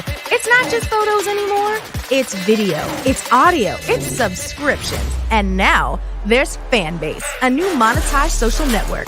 Fanbase delivers the complete native app experience with full content monetization for every user. No algorithms that shadow ban your engagement or growth, and no ads. Follow anyone for free and subscribe directly to your favorite creators for $4.99 a month. Plus, show some love by tipping on any post. Also, make a Fanbase page and monetize your content the same way. Finally, connect with your followers by posting the amazing content you already create. And now, get paid for it. It's time to energize and monetize, because everyone's a fan of something and everyone has a fan base. Artist to me is a creative expression of something from nothing. It explodes onto the canvas, or it explodes on in my work. One of the things that I try to do more than anything is I try to just give the lines and the movements and emotions and expressions into what I do. Art really means to me a chance to express how I feel deep down inside. Most of my art begins as a thought that I might have, whether it's sports, whether it's history, whether it's a woman or a man. It pretty much starts as an idea of thought before I get into the actual image of what I'm going to draw. I do a lot of historical pieces. I was a history minor in college, and I love to do history pieces. And a lot of times I'm thinking about history, and then I try to make that history impact you as you look at it. That's one of the reasons I do pictures so large. People ask me, why do I do the pictures so big? And I tell them, I want the piece to impact them as they're looking at it, to kind of kind of dominate them, dominate their space. And most of my pieces I try to do off page. I don't try to do anything that's going to be in those four corners or in a square. And I want your imagination to be a part of the piece that you're looking at.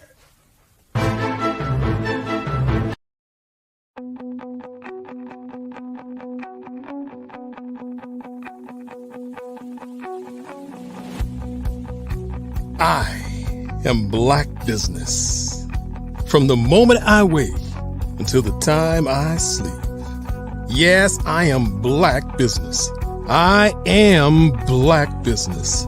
Tell me, are you Black Business? I am Black Business. Do you support Black businesses? Listen, I support Black business because I am Black Business.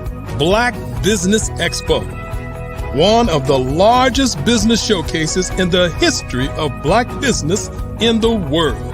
The world! Sign up today at www.blackbusinessexpousa.com or call 919-308-9090. I am Black Business.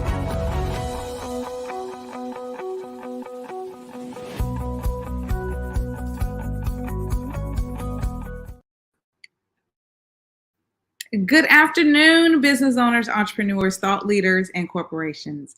Welcome to the Black Business Network. My name is Spiritual Teak, and I'm your business moderator for this afternoon on the Black Business Network. The Black Business Network is a 24-hour business network showcasing Black businesses, Black owners, entrepreneurs, and thought leaders worldwide. We have speakers from North Carolina, London, Singapore, Africa, Japan, and cities all over the United States. The Black Business Network is a global community sharing its business knowledge to empower, inspire, and educate businesses about business. Our next speaker is Dr. Stephanie Audrey. Dr. Stephanie Audrey is the founder and CEO of Zenoverse Wellness Group, a global wellness organization formed to deliver wellness 1 week at a time through its Meta Spa hotels strategically located across the Caribbean, United Kingdom, France, and Africa. Current locations are in Jamaica and the UK, and African markets opening soon. Her firm is also in the farming space and offering food as medicine, perishable, non-perishable meal kits, tinctures, tonics, supporting the various wellness protocols. Dr. Audrey codified her wellness delivery model as WAS, Wellness as a Service Solution. Zenoverse Wellness Group is a timely concept that was initially conceived when Audrey was just 14 years young. She imagined a wellness center later while working in the hospitality industry for the Claremont Resort Hotel. She was on the marketing team, and when they rebranded the property after investing over $1 million to launch what was then a new concept, spas at hotels. I present to you Dr. Stephanie Audrey. Hi, greetings. Hi, greetings, beautiful soul. I'm so excited that I get to interview you in this fireside chat. How are you? I'm wonderful. And how are you today? I'm very, very good. Well, it's my evening, so I'm over here in London. Okay, well, fantastic. Even better. Absolutely. So is it okay if I address you as Dr. Stephanie Audrey? Is that all right? Yeah, Dr. Steph for short. We can go with that. That's fine. Okay, cool beans. Thank you so much, Dr. Steph. Well, it's loads of questions that I have for you, and I get super excited because I have a deep understanding of wellness, and I'm just excited to see what you've been doing all over the world. And so for the people that's watching right now and the people that will catch it in a replay, can you first just tell us a bit more about what is Zenoverse Wellness Group and what was the vision behind it? Absolutely. So Zenoverse was our decision to both make sure that we were meta ready, ready to exist both in the physical and the digital world. So creating an organization that would not only be timely, in its physical presence, but be able to translate that into virtual spaces and how we show up in all of those particular environments.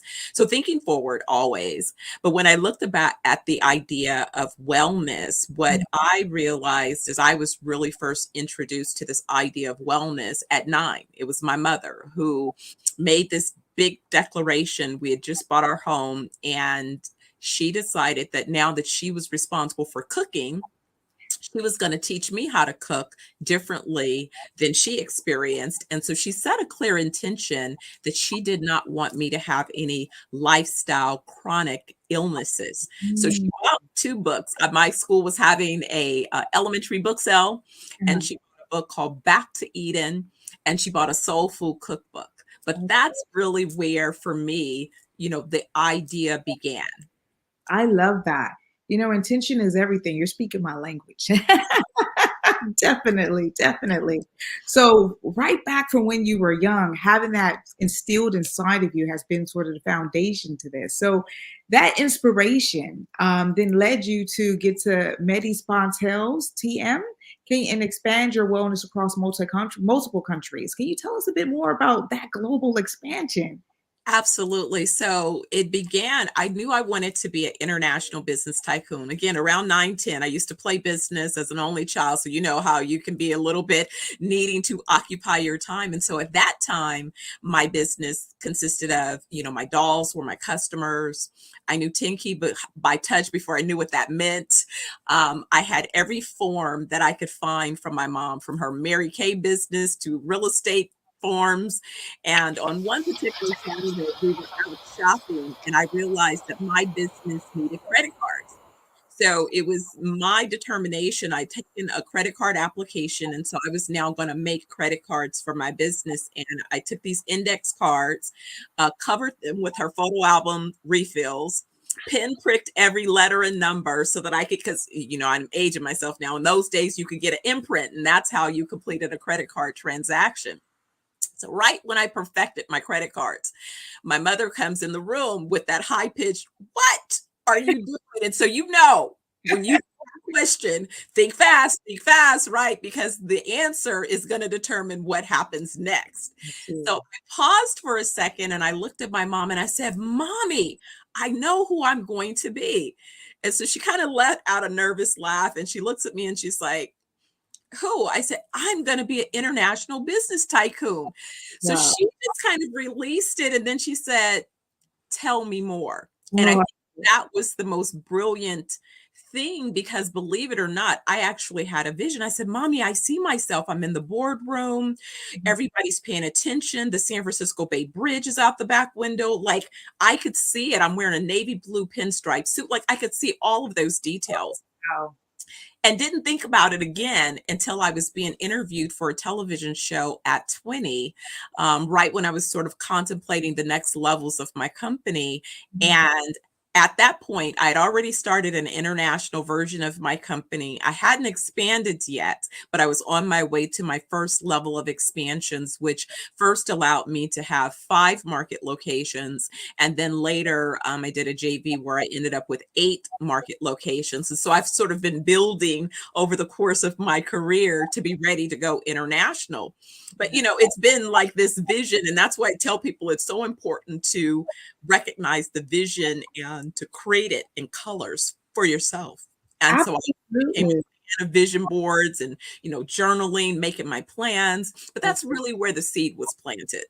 Oh my goodness. Dr. Steph, I think my cheeks are gonna, we just got started. And I'm like, the smile is so big. I think you're tapping into my inner child. I'm like, yes. I'm telling myself, oh my God. But this is good. This is very, very good because it's so inspirational to hear you talk about how that seed was in that vision for, being a young child. But what I really love was that connection between you and mom and how she paused and said, "Tell me more." And then she poured into you. And then that just blossomed, it seemed, into, I'm going to say that was the beginning or the foundation. And then it's blossomed to where you are today. And that gets me to the question of, Zeniverse, the wellness group, like, how would you say it differentiates itself from other wellness group organizations on the market or just around the world? How would you say it's different? So now wellness has become a big thing. expected to reach just under $700 billion in the next couple of years globally. I originally started looking at wellness resorts in Europe because what I realized about a decade plus ago when I wanted to do a deeper dive was that there were plenty of wellness resorts and treatment protocols that existed. But what I noticed is it wasn't really an Americanized kind of thing.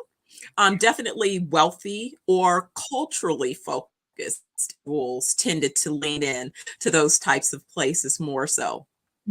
So really, the journey kind of happened with a pivot. I started off in advertising and marketing communications, where I had an opportunity to advise Fortune 500s. After my experience with Claremont Resort, I ended up being an advisor to Hyatt, Park, Oakland, and some of these other hospitality brands and assets, as well as a young entrepreneur, I was asked to give a keynote address, I remember, for the National Conference of Black Mayors. And again, I couldn't have been more than 22 at the time. And so after that, each of the mayors invited me to their various cities to give them advice on economic development opportunities. And so again, from a strategic point, I could see opportunities. We would talk about entrepreneurship, entrepreneurial opportunities. We were doing incubators and accelerators again, before that became a thing again. But it was at that time that I noticed is every time I gave a recommendation, somehow or another, the real estate developers would come in and make money. And I couldn't figure out how they got paid, but they were making money. I'm like, that was my idea. My idea. How are they making money? So really what happened was sort of a good thing and a bad thing, in that the bad thing was suddenly I lost my mom after my 30th birthday. She took a nap. She was only 48 at the time and died from a brain aneurysm. That was my, heartbreak, devastation. I say I hit the wall. I hit that fork in the road. But what I decided was that I was going to bring the rest of her life to life. And I was going to go ahead and take the leap and leave advertising and start all over in real estate development. And that's what I did. And so now I spent the last, 2.5 decades of my career in real estate development. And thankfully, I began my career. I had the vision about mixed use and other types of uses. So I started the career there. What made me create the Medi Spa Tales as a concept was about 15 years ago. I was speaking to some hotel developers. In fact, the brother that developed the largest Marriott in DC, and we were looking at franchise opportunities. But me being a strategist, I already knew that I wasn't so interested in just somebody else's franchise, to be honest. So I had this opportunity to speak and say, hey, what do you think about this idea? And he said, you need to develop your idea. Well, that's great. But typically, my smallest development project is about $150 million project. So I figured by wellness, Medi Spa Tales, I needed about $500 million. So, when you're coming out from the beginning, people are looking at you like, we don't know anybody like you that's received a check that big. How are you going to do this? And all of those things. But that's really what said that, listen, I'm about branding. I'm about creating intellectual property and assets. And I'm about blending my real estate knowledge with my market knowledge, my business knowledge, and understanding global markets. So I have basically framed us as the Marriott for wellness, in a sense. So when you look at Marriott, Marriott owns several brands that are similar to my first 3 brands. The W is like my 420 wellness brands. The Four Seasons would compare to my Amani Haba brand, and my luxury, ultra luxury brand, Turquoise, is similar to the St. Regis or the Ritz Carlton. So because again of understanding these markets and understanding the business opportunities, really looked for an opportunity to distinguish ourselves. And it's not just about our physical properties, because you can go to any spa, you can go to many hotels, they'll have a spa, they'll have a gym, and it's the same old humdrum boring. They feed you the bad rubber chicken, so you leave there and you're sicker than when you arrived. So basically I said I was going to fix all of those things. Okay. very deliberate. So we focus on mind, body, and soul healing. Yes. Yes. Yes, I love that. I love that. And I love the way that because anyone that you take us through the journey, because I really feel I'm very visual. So I felt the story along with you. And so it really is inspiring and empowering for anyone that is watching, because what you're doing, what you're saying is that how you're evidencing how things are transferable, your skills, and then how that can pour into whatever it is you want to expand your dream. And it sounds very much so solid that what sets you apart is, everyone needs healing whether they know or not, right? And so it sounds like you got that formula locked in. So we're talking about healing. What wellness protocols do your organization offer, and how do they contribute to the overall well-being? Because we're already tapped into that. Absolutely. And it's an excellent question. And so the first thing that we do is when you book your wellness retreat, and it's 7 days. So when Dr. Oliver, and since you said you're in London, you probably have heard of Dr. Aubrey Oliver, because he has a practice there as well and is on UK Galaxy Radio, broadcasting around the world on a regular basis. So when we combined our visions around what we wanted to do with treatment protocols, really looked at, I said, well, what's the minimum amount of time that we could have someone and really make a difference in their well-being? So we established that would be about, a 7-day, 6-night kind of program. And so in that, what we do is we conduct an assessment. And so this assessment is a simple, non-invasive assessment, but it's thorough. So when I first participated in my assessment, about a 40-something page document, but it gave me an overview of how each of my organs were doing. And more importantly, it provided me with insight on things that the doctor hadn't identified, like my brain was being poisoned by hair dye and excessive cortisol secretions, and that I really needed to do a complete detox, a detox that would detox not only my brain, but every organ in my body that potentially would be compromised, but that it was really important to zero in on gut health. Yes.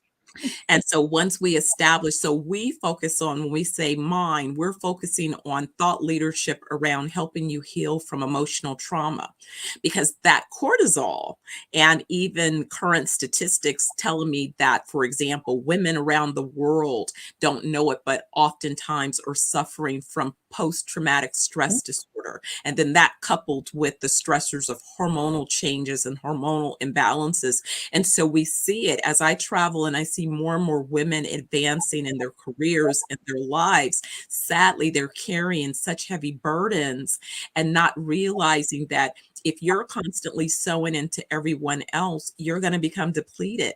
Where do you go to get a refill?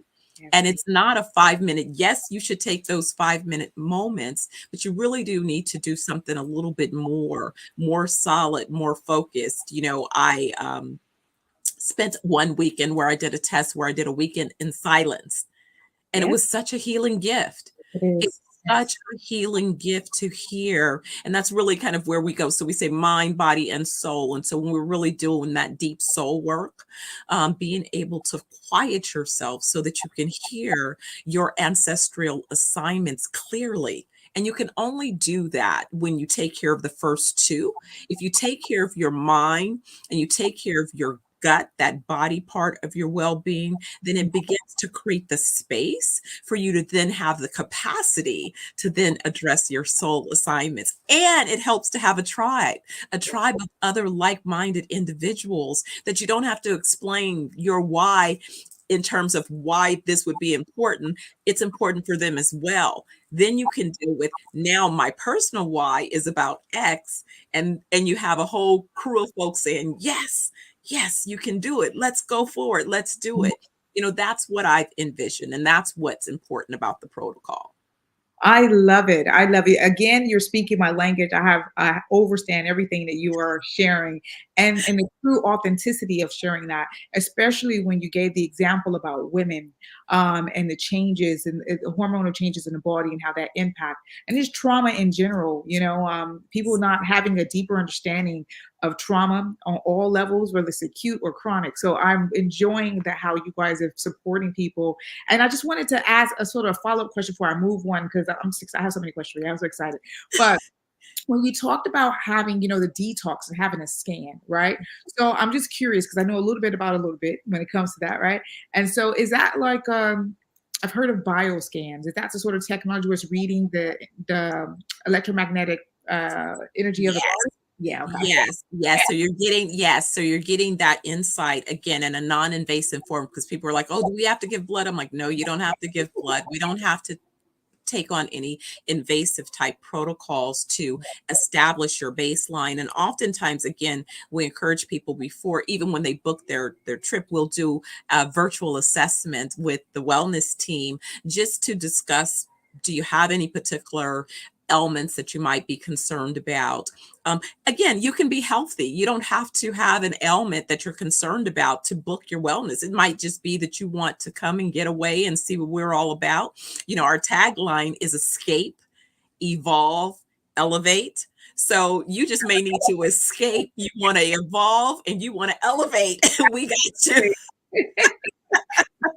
I love that. And it's like driving a car. A car requires a tune-up. Your body requires a tune-up. So escape, evolve, and elevate. I absolutely love that. So that gets me, I enjoyed saying WAS, so can you explain that concept of wellness as a service solution, Yes, that's a little techie in me, right? Because I'm like, they're selling SaaS and all this other stuff. So I said, well, let me speak to my tech folks in a way that they can understand. This is really a WAS. And so what I mean by that is that I really created a methodology, and there is technology that goes along with our solution. So when you become a member by being a guest, we are going to assist you by creating an opportunity for you to have a wellness vault where you can include your historical medical records, as well as you will have a record of all of the various treatment protocols. You'll have a record of all of our resorts that you've visited, all of our products that you've consumed, and then we'll both activate that with our AI so that we can notice any particular patterns, so that we can be predictive and preventative. We don't do sick care. We believe in wellness. Exactly. So we can see markers that indicate that something might be coming along. Perhaps you're taking, prescriptions or something that may conflict. Perhaps something has happened that's caused a spike, a change, an increase of your stress level, being able to identify and remind you with other opportunities. And more importantly, really having a place where you may come for once a week or 1 week a year, but we have virtual trainings happening around the world. So you want to take a class? Well, you can take that class virtually. You want to listen to a cooking or food show or learn about herbs or something that we're offering? We'll have that content available, and all of those things will be available in our NFT. So again, the little techie in me said it's about having a methodology, and it's about being able to ensure that that particular methodology is both something that you can adopt, something that you can track, and then something that you can maintain and keep track of your progress. Again, because we believe that full life is 120 years and beyond. So we want you to be able to track, how you're going on that journey, and be able to prove that not only if you set that intention, that it's doable, it's feasible, but you have a team of folks that are rooting you on. I love that. And it's so important, because like here in the UK, when they have like the red book when the kids are born, and the health visitors come and visit. So this is your WAS book, so you Yes. to be able to monitor that, and you be able to support them along that journey. I think this is beautiful, and it gets me into, so we talked about the mind and we talked about the body and the differences, but also with the body. So what is your take on food, and what do you think the role of food plays in the wellness protocols and people's wellness journey, and how does your farming initiative support these efforts? Absolutely. Now, this is something that's become very critical and very concerning. Sadly, again, I'm in the U.S. and the U.S. market really allows all types of ingredients from a consumer standpoint to be added into the foods and the products and the supplements and the pharmaceuticals and all of those things that people are consuming. Unfortunately, those things that you're consuming, if the ingredients are bad, it's kind of like when we talk about computers building, I used to say building a database. If you put junk in, you're going to get junk out. It's the same thing, and what I have really witnessed is that Western medicine has definitely a place. You have an emergency, you're in a car accident, so on and so forth. You have an emergency rupture of an organ or something. It absolutely is valuable and important. But where I see sort of an overreach is where there are lifestyle preventative type chronic conditions that can be addressed. And more importantly, when you see people who have already begun to develop some of these conditions, like I have talk to people with I have a family member who survived 9 heart attacks, bless his soul. And I wonder, it's like, well, have you received any kind of nutritional guidance? And it's no, they're just they're adding another stent, they broke much, it's like, wow, we can really address this. And so it really was being introduced. I remember stumbling across Dr. Grundy, who used to be a heart surgeon, and really his transition into nutrition. And so again, all of these things are now beginning to come up and surface. But here's the thing. I remember the first time I thought I had done pretty well with selecting my supplements. And I showed Dr. Oliver, here's what I'm taking. And literally we threw out pretty much everything that I had on the shelf, because by the time you get to ingredient number 3 or 4, that's the poison. Absolutely. Come on, tell the truth. Yes. That's the poison. And so then the other part was that, Bill Gates and others with their so-called initiatives. Again, I always believe in, my mom said, follow the money and read between the lines. So it became really odd when I noticed that, why would his organization be buying up all of the farms around the world, and in fact, even pushing farmers out of the industry? And what's with all this GMO and seedless stuff? If the thing doesn't have seeds, how is it created? How is it sustainable? And so I'm like, I don't want to be used for experiments. But that's exactly what it is. And I think that it's amazing to me sometimes that my body just rejects anything. I remember when they first started introducing artificial sweeteners. Like everybody else, I guess I didn't know it was any big deal. I tried one in that little pink package and my body threw it up right away. And I was like, okay, I'm one and done. I'm reading the ingredients and I'm like, that's why I didn't need to do this anyway. So avoid. I don't want any food. But again, high fructose corn syrup, all of these, rename it the soon as people become aware of the poison that it is. So with our initiatives, I began to, as I set up our locations, I said, we need to be located on either organic farms or beachfront properties. And organic farms, so that we can control from seeds to souls what it is you're consuming, and be able to certify with a level of certainty that we are not allowing poison to be part of our process. And so that's really why. And so with that, I began to look and say, well, if I'm going to create this opportunity, we need to have global access to these types of fruits and vegetables and foods. And so I created this initiative, Organic Farmers Global, which will be launching a release this week, because we have identified ways to help to mechanize farmers that don't have access to equipment. My mission is to train and develop 10 million farmers over the next decade around the world, and to move them from just being at the earliest stage of the business cycle, where they're just providing the raw ingredients that then become more valuable further upstream. I'm literally aiming to help them create generational wealth and sustainable businesses and family organizations organization. So bringing in the background where I've trained thousands and thousands of entrepreneurs over the years on business structures and systems and processes. I'm a Lean Six Sigma Black Belt, so that means I can walk into any organization and improve its processes. So not only do I personally have tools and skills and techniques, I put together a team of A players that have deep domain knowledge across the sectors that are important, but more importantly, about how we deliver our solutions, organizations, businesses. And I felt from the beginning, you know, as someone interviewed me when I was 18 with the business, and they said, well, what are you going to do as your causes and initiatives? And I said, I was going to do things to help kids and to seniors. And I was to make sure that I always had a social impact initiative.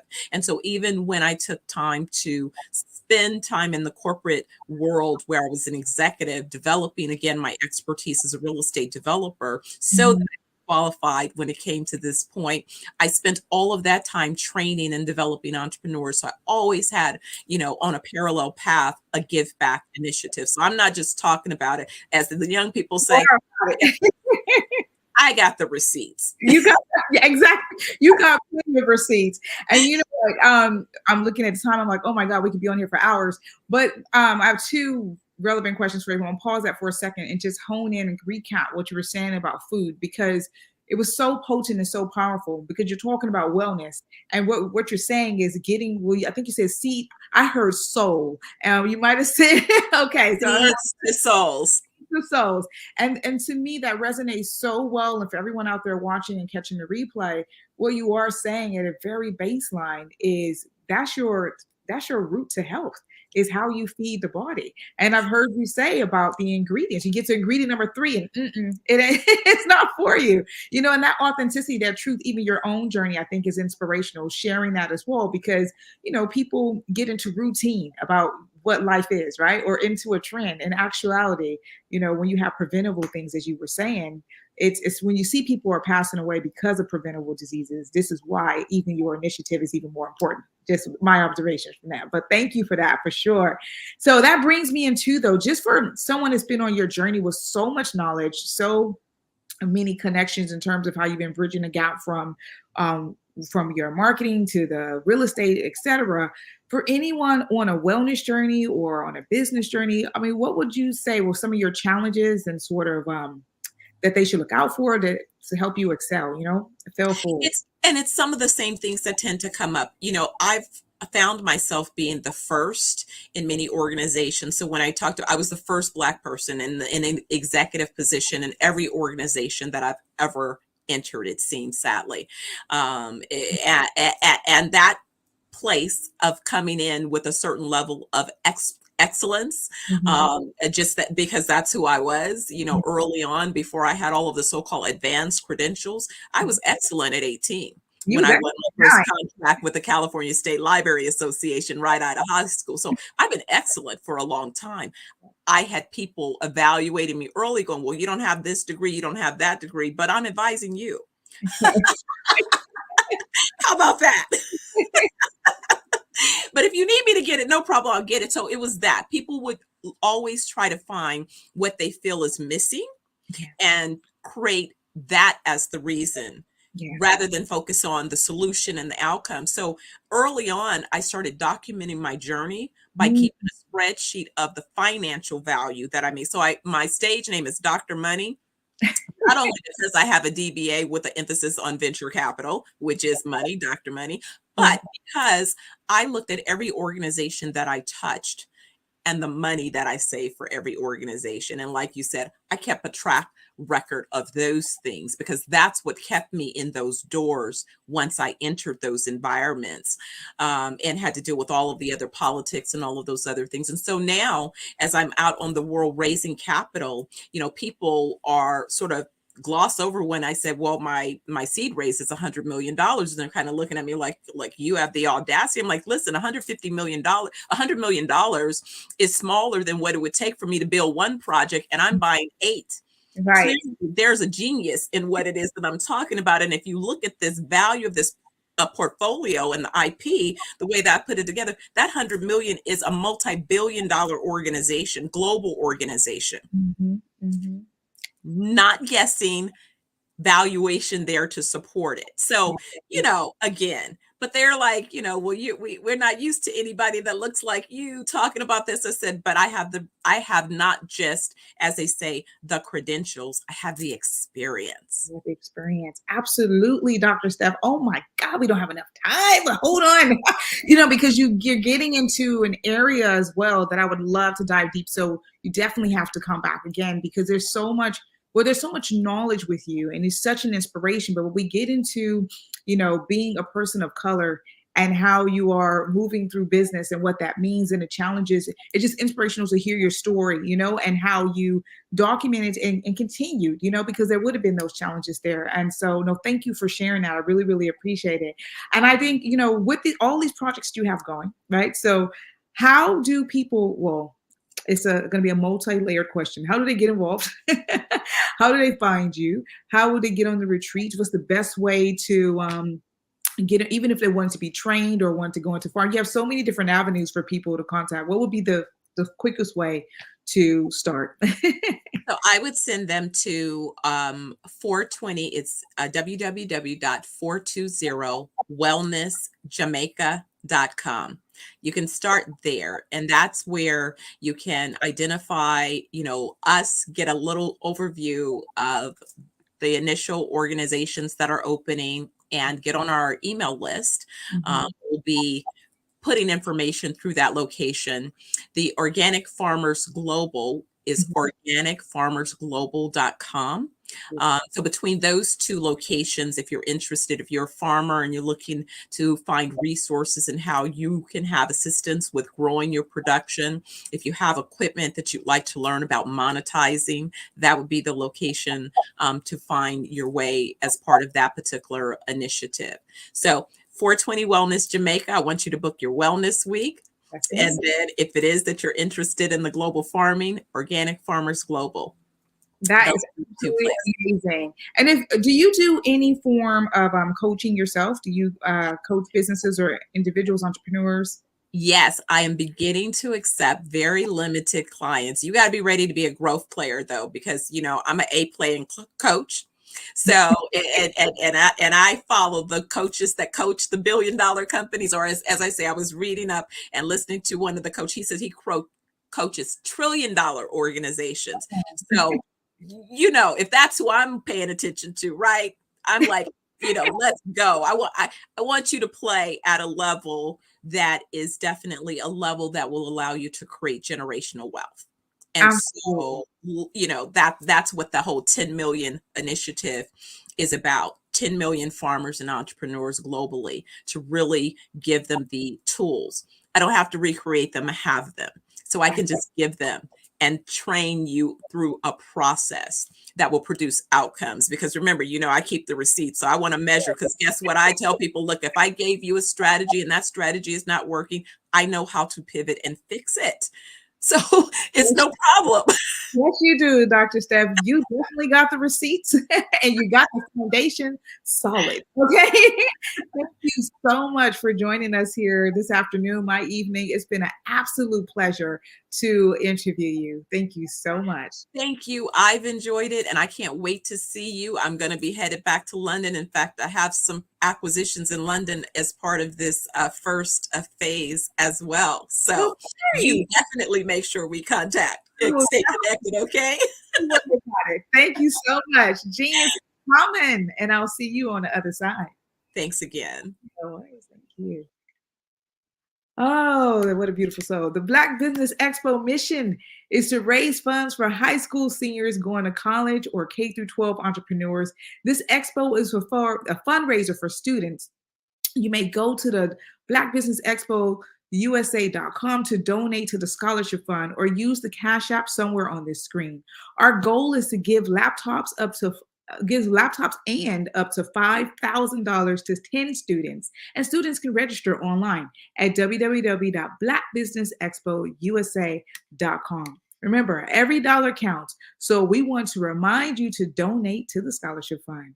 And let's thank our Black Business Expo USA sponsors, the NC100, Moody Capital Partners, Suede Soul, Lotus Ritchie Coaching and Training, Carolina, Virginia Minority Supplier Development Council, Step Management, The Hello LLC, Barbara H. Smith LLC, Margie McLean Foundation Incorporated, Genius is Common, Earth Essentials, 5-Star BDM Media, Mullane Shaney Global, Executive Women Success Institute, The Quality Coaching Company, Superwoman Business Services, Creative Force Studios, Lee Entertainment, Artistic App Design, and the Black Business Expo USA. Genius is coming, and I'll see you on the other side.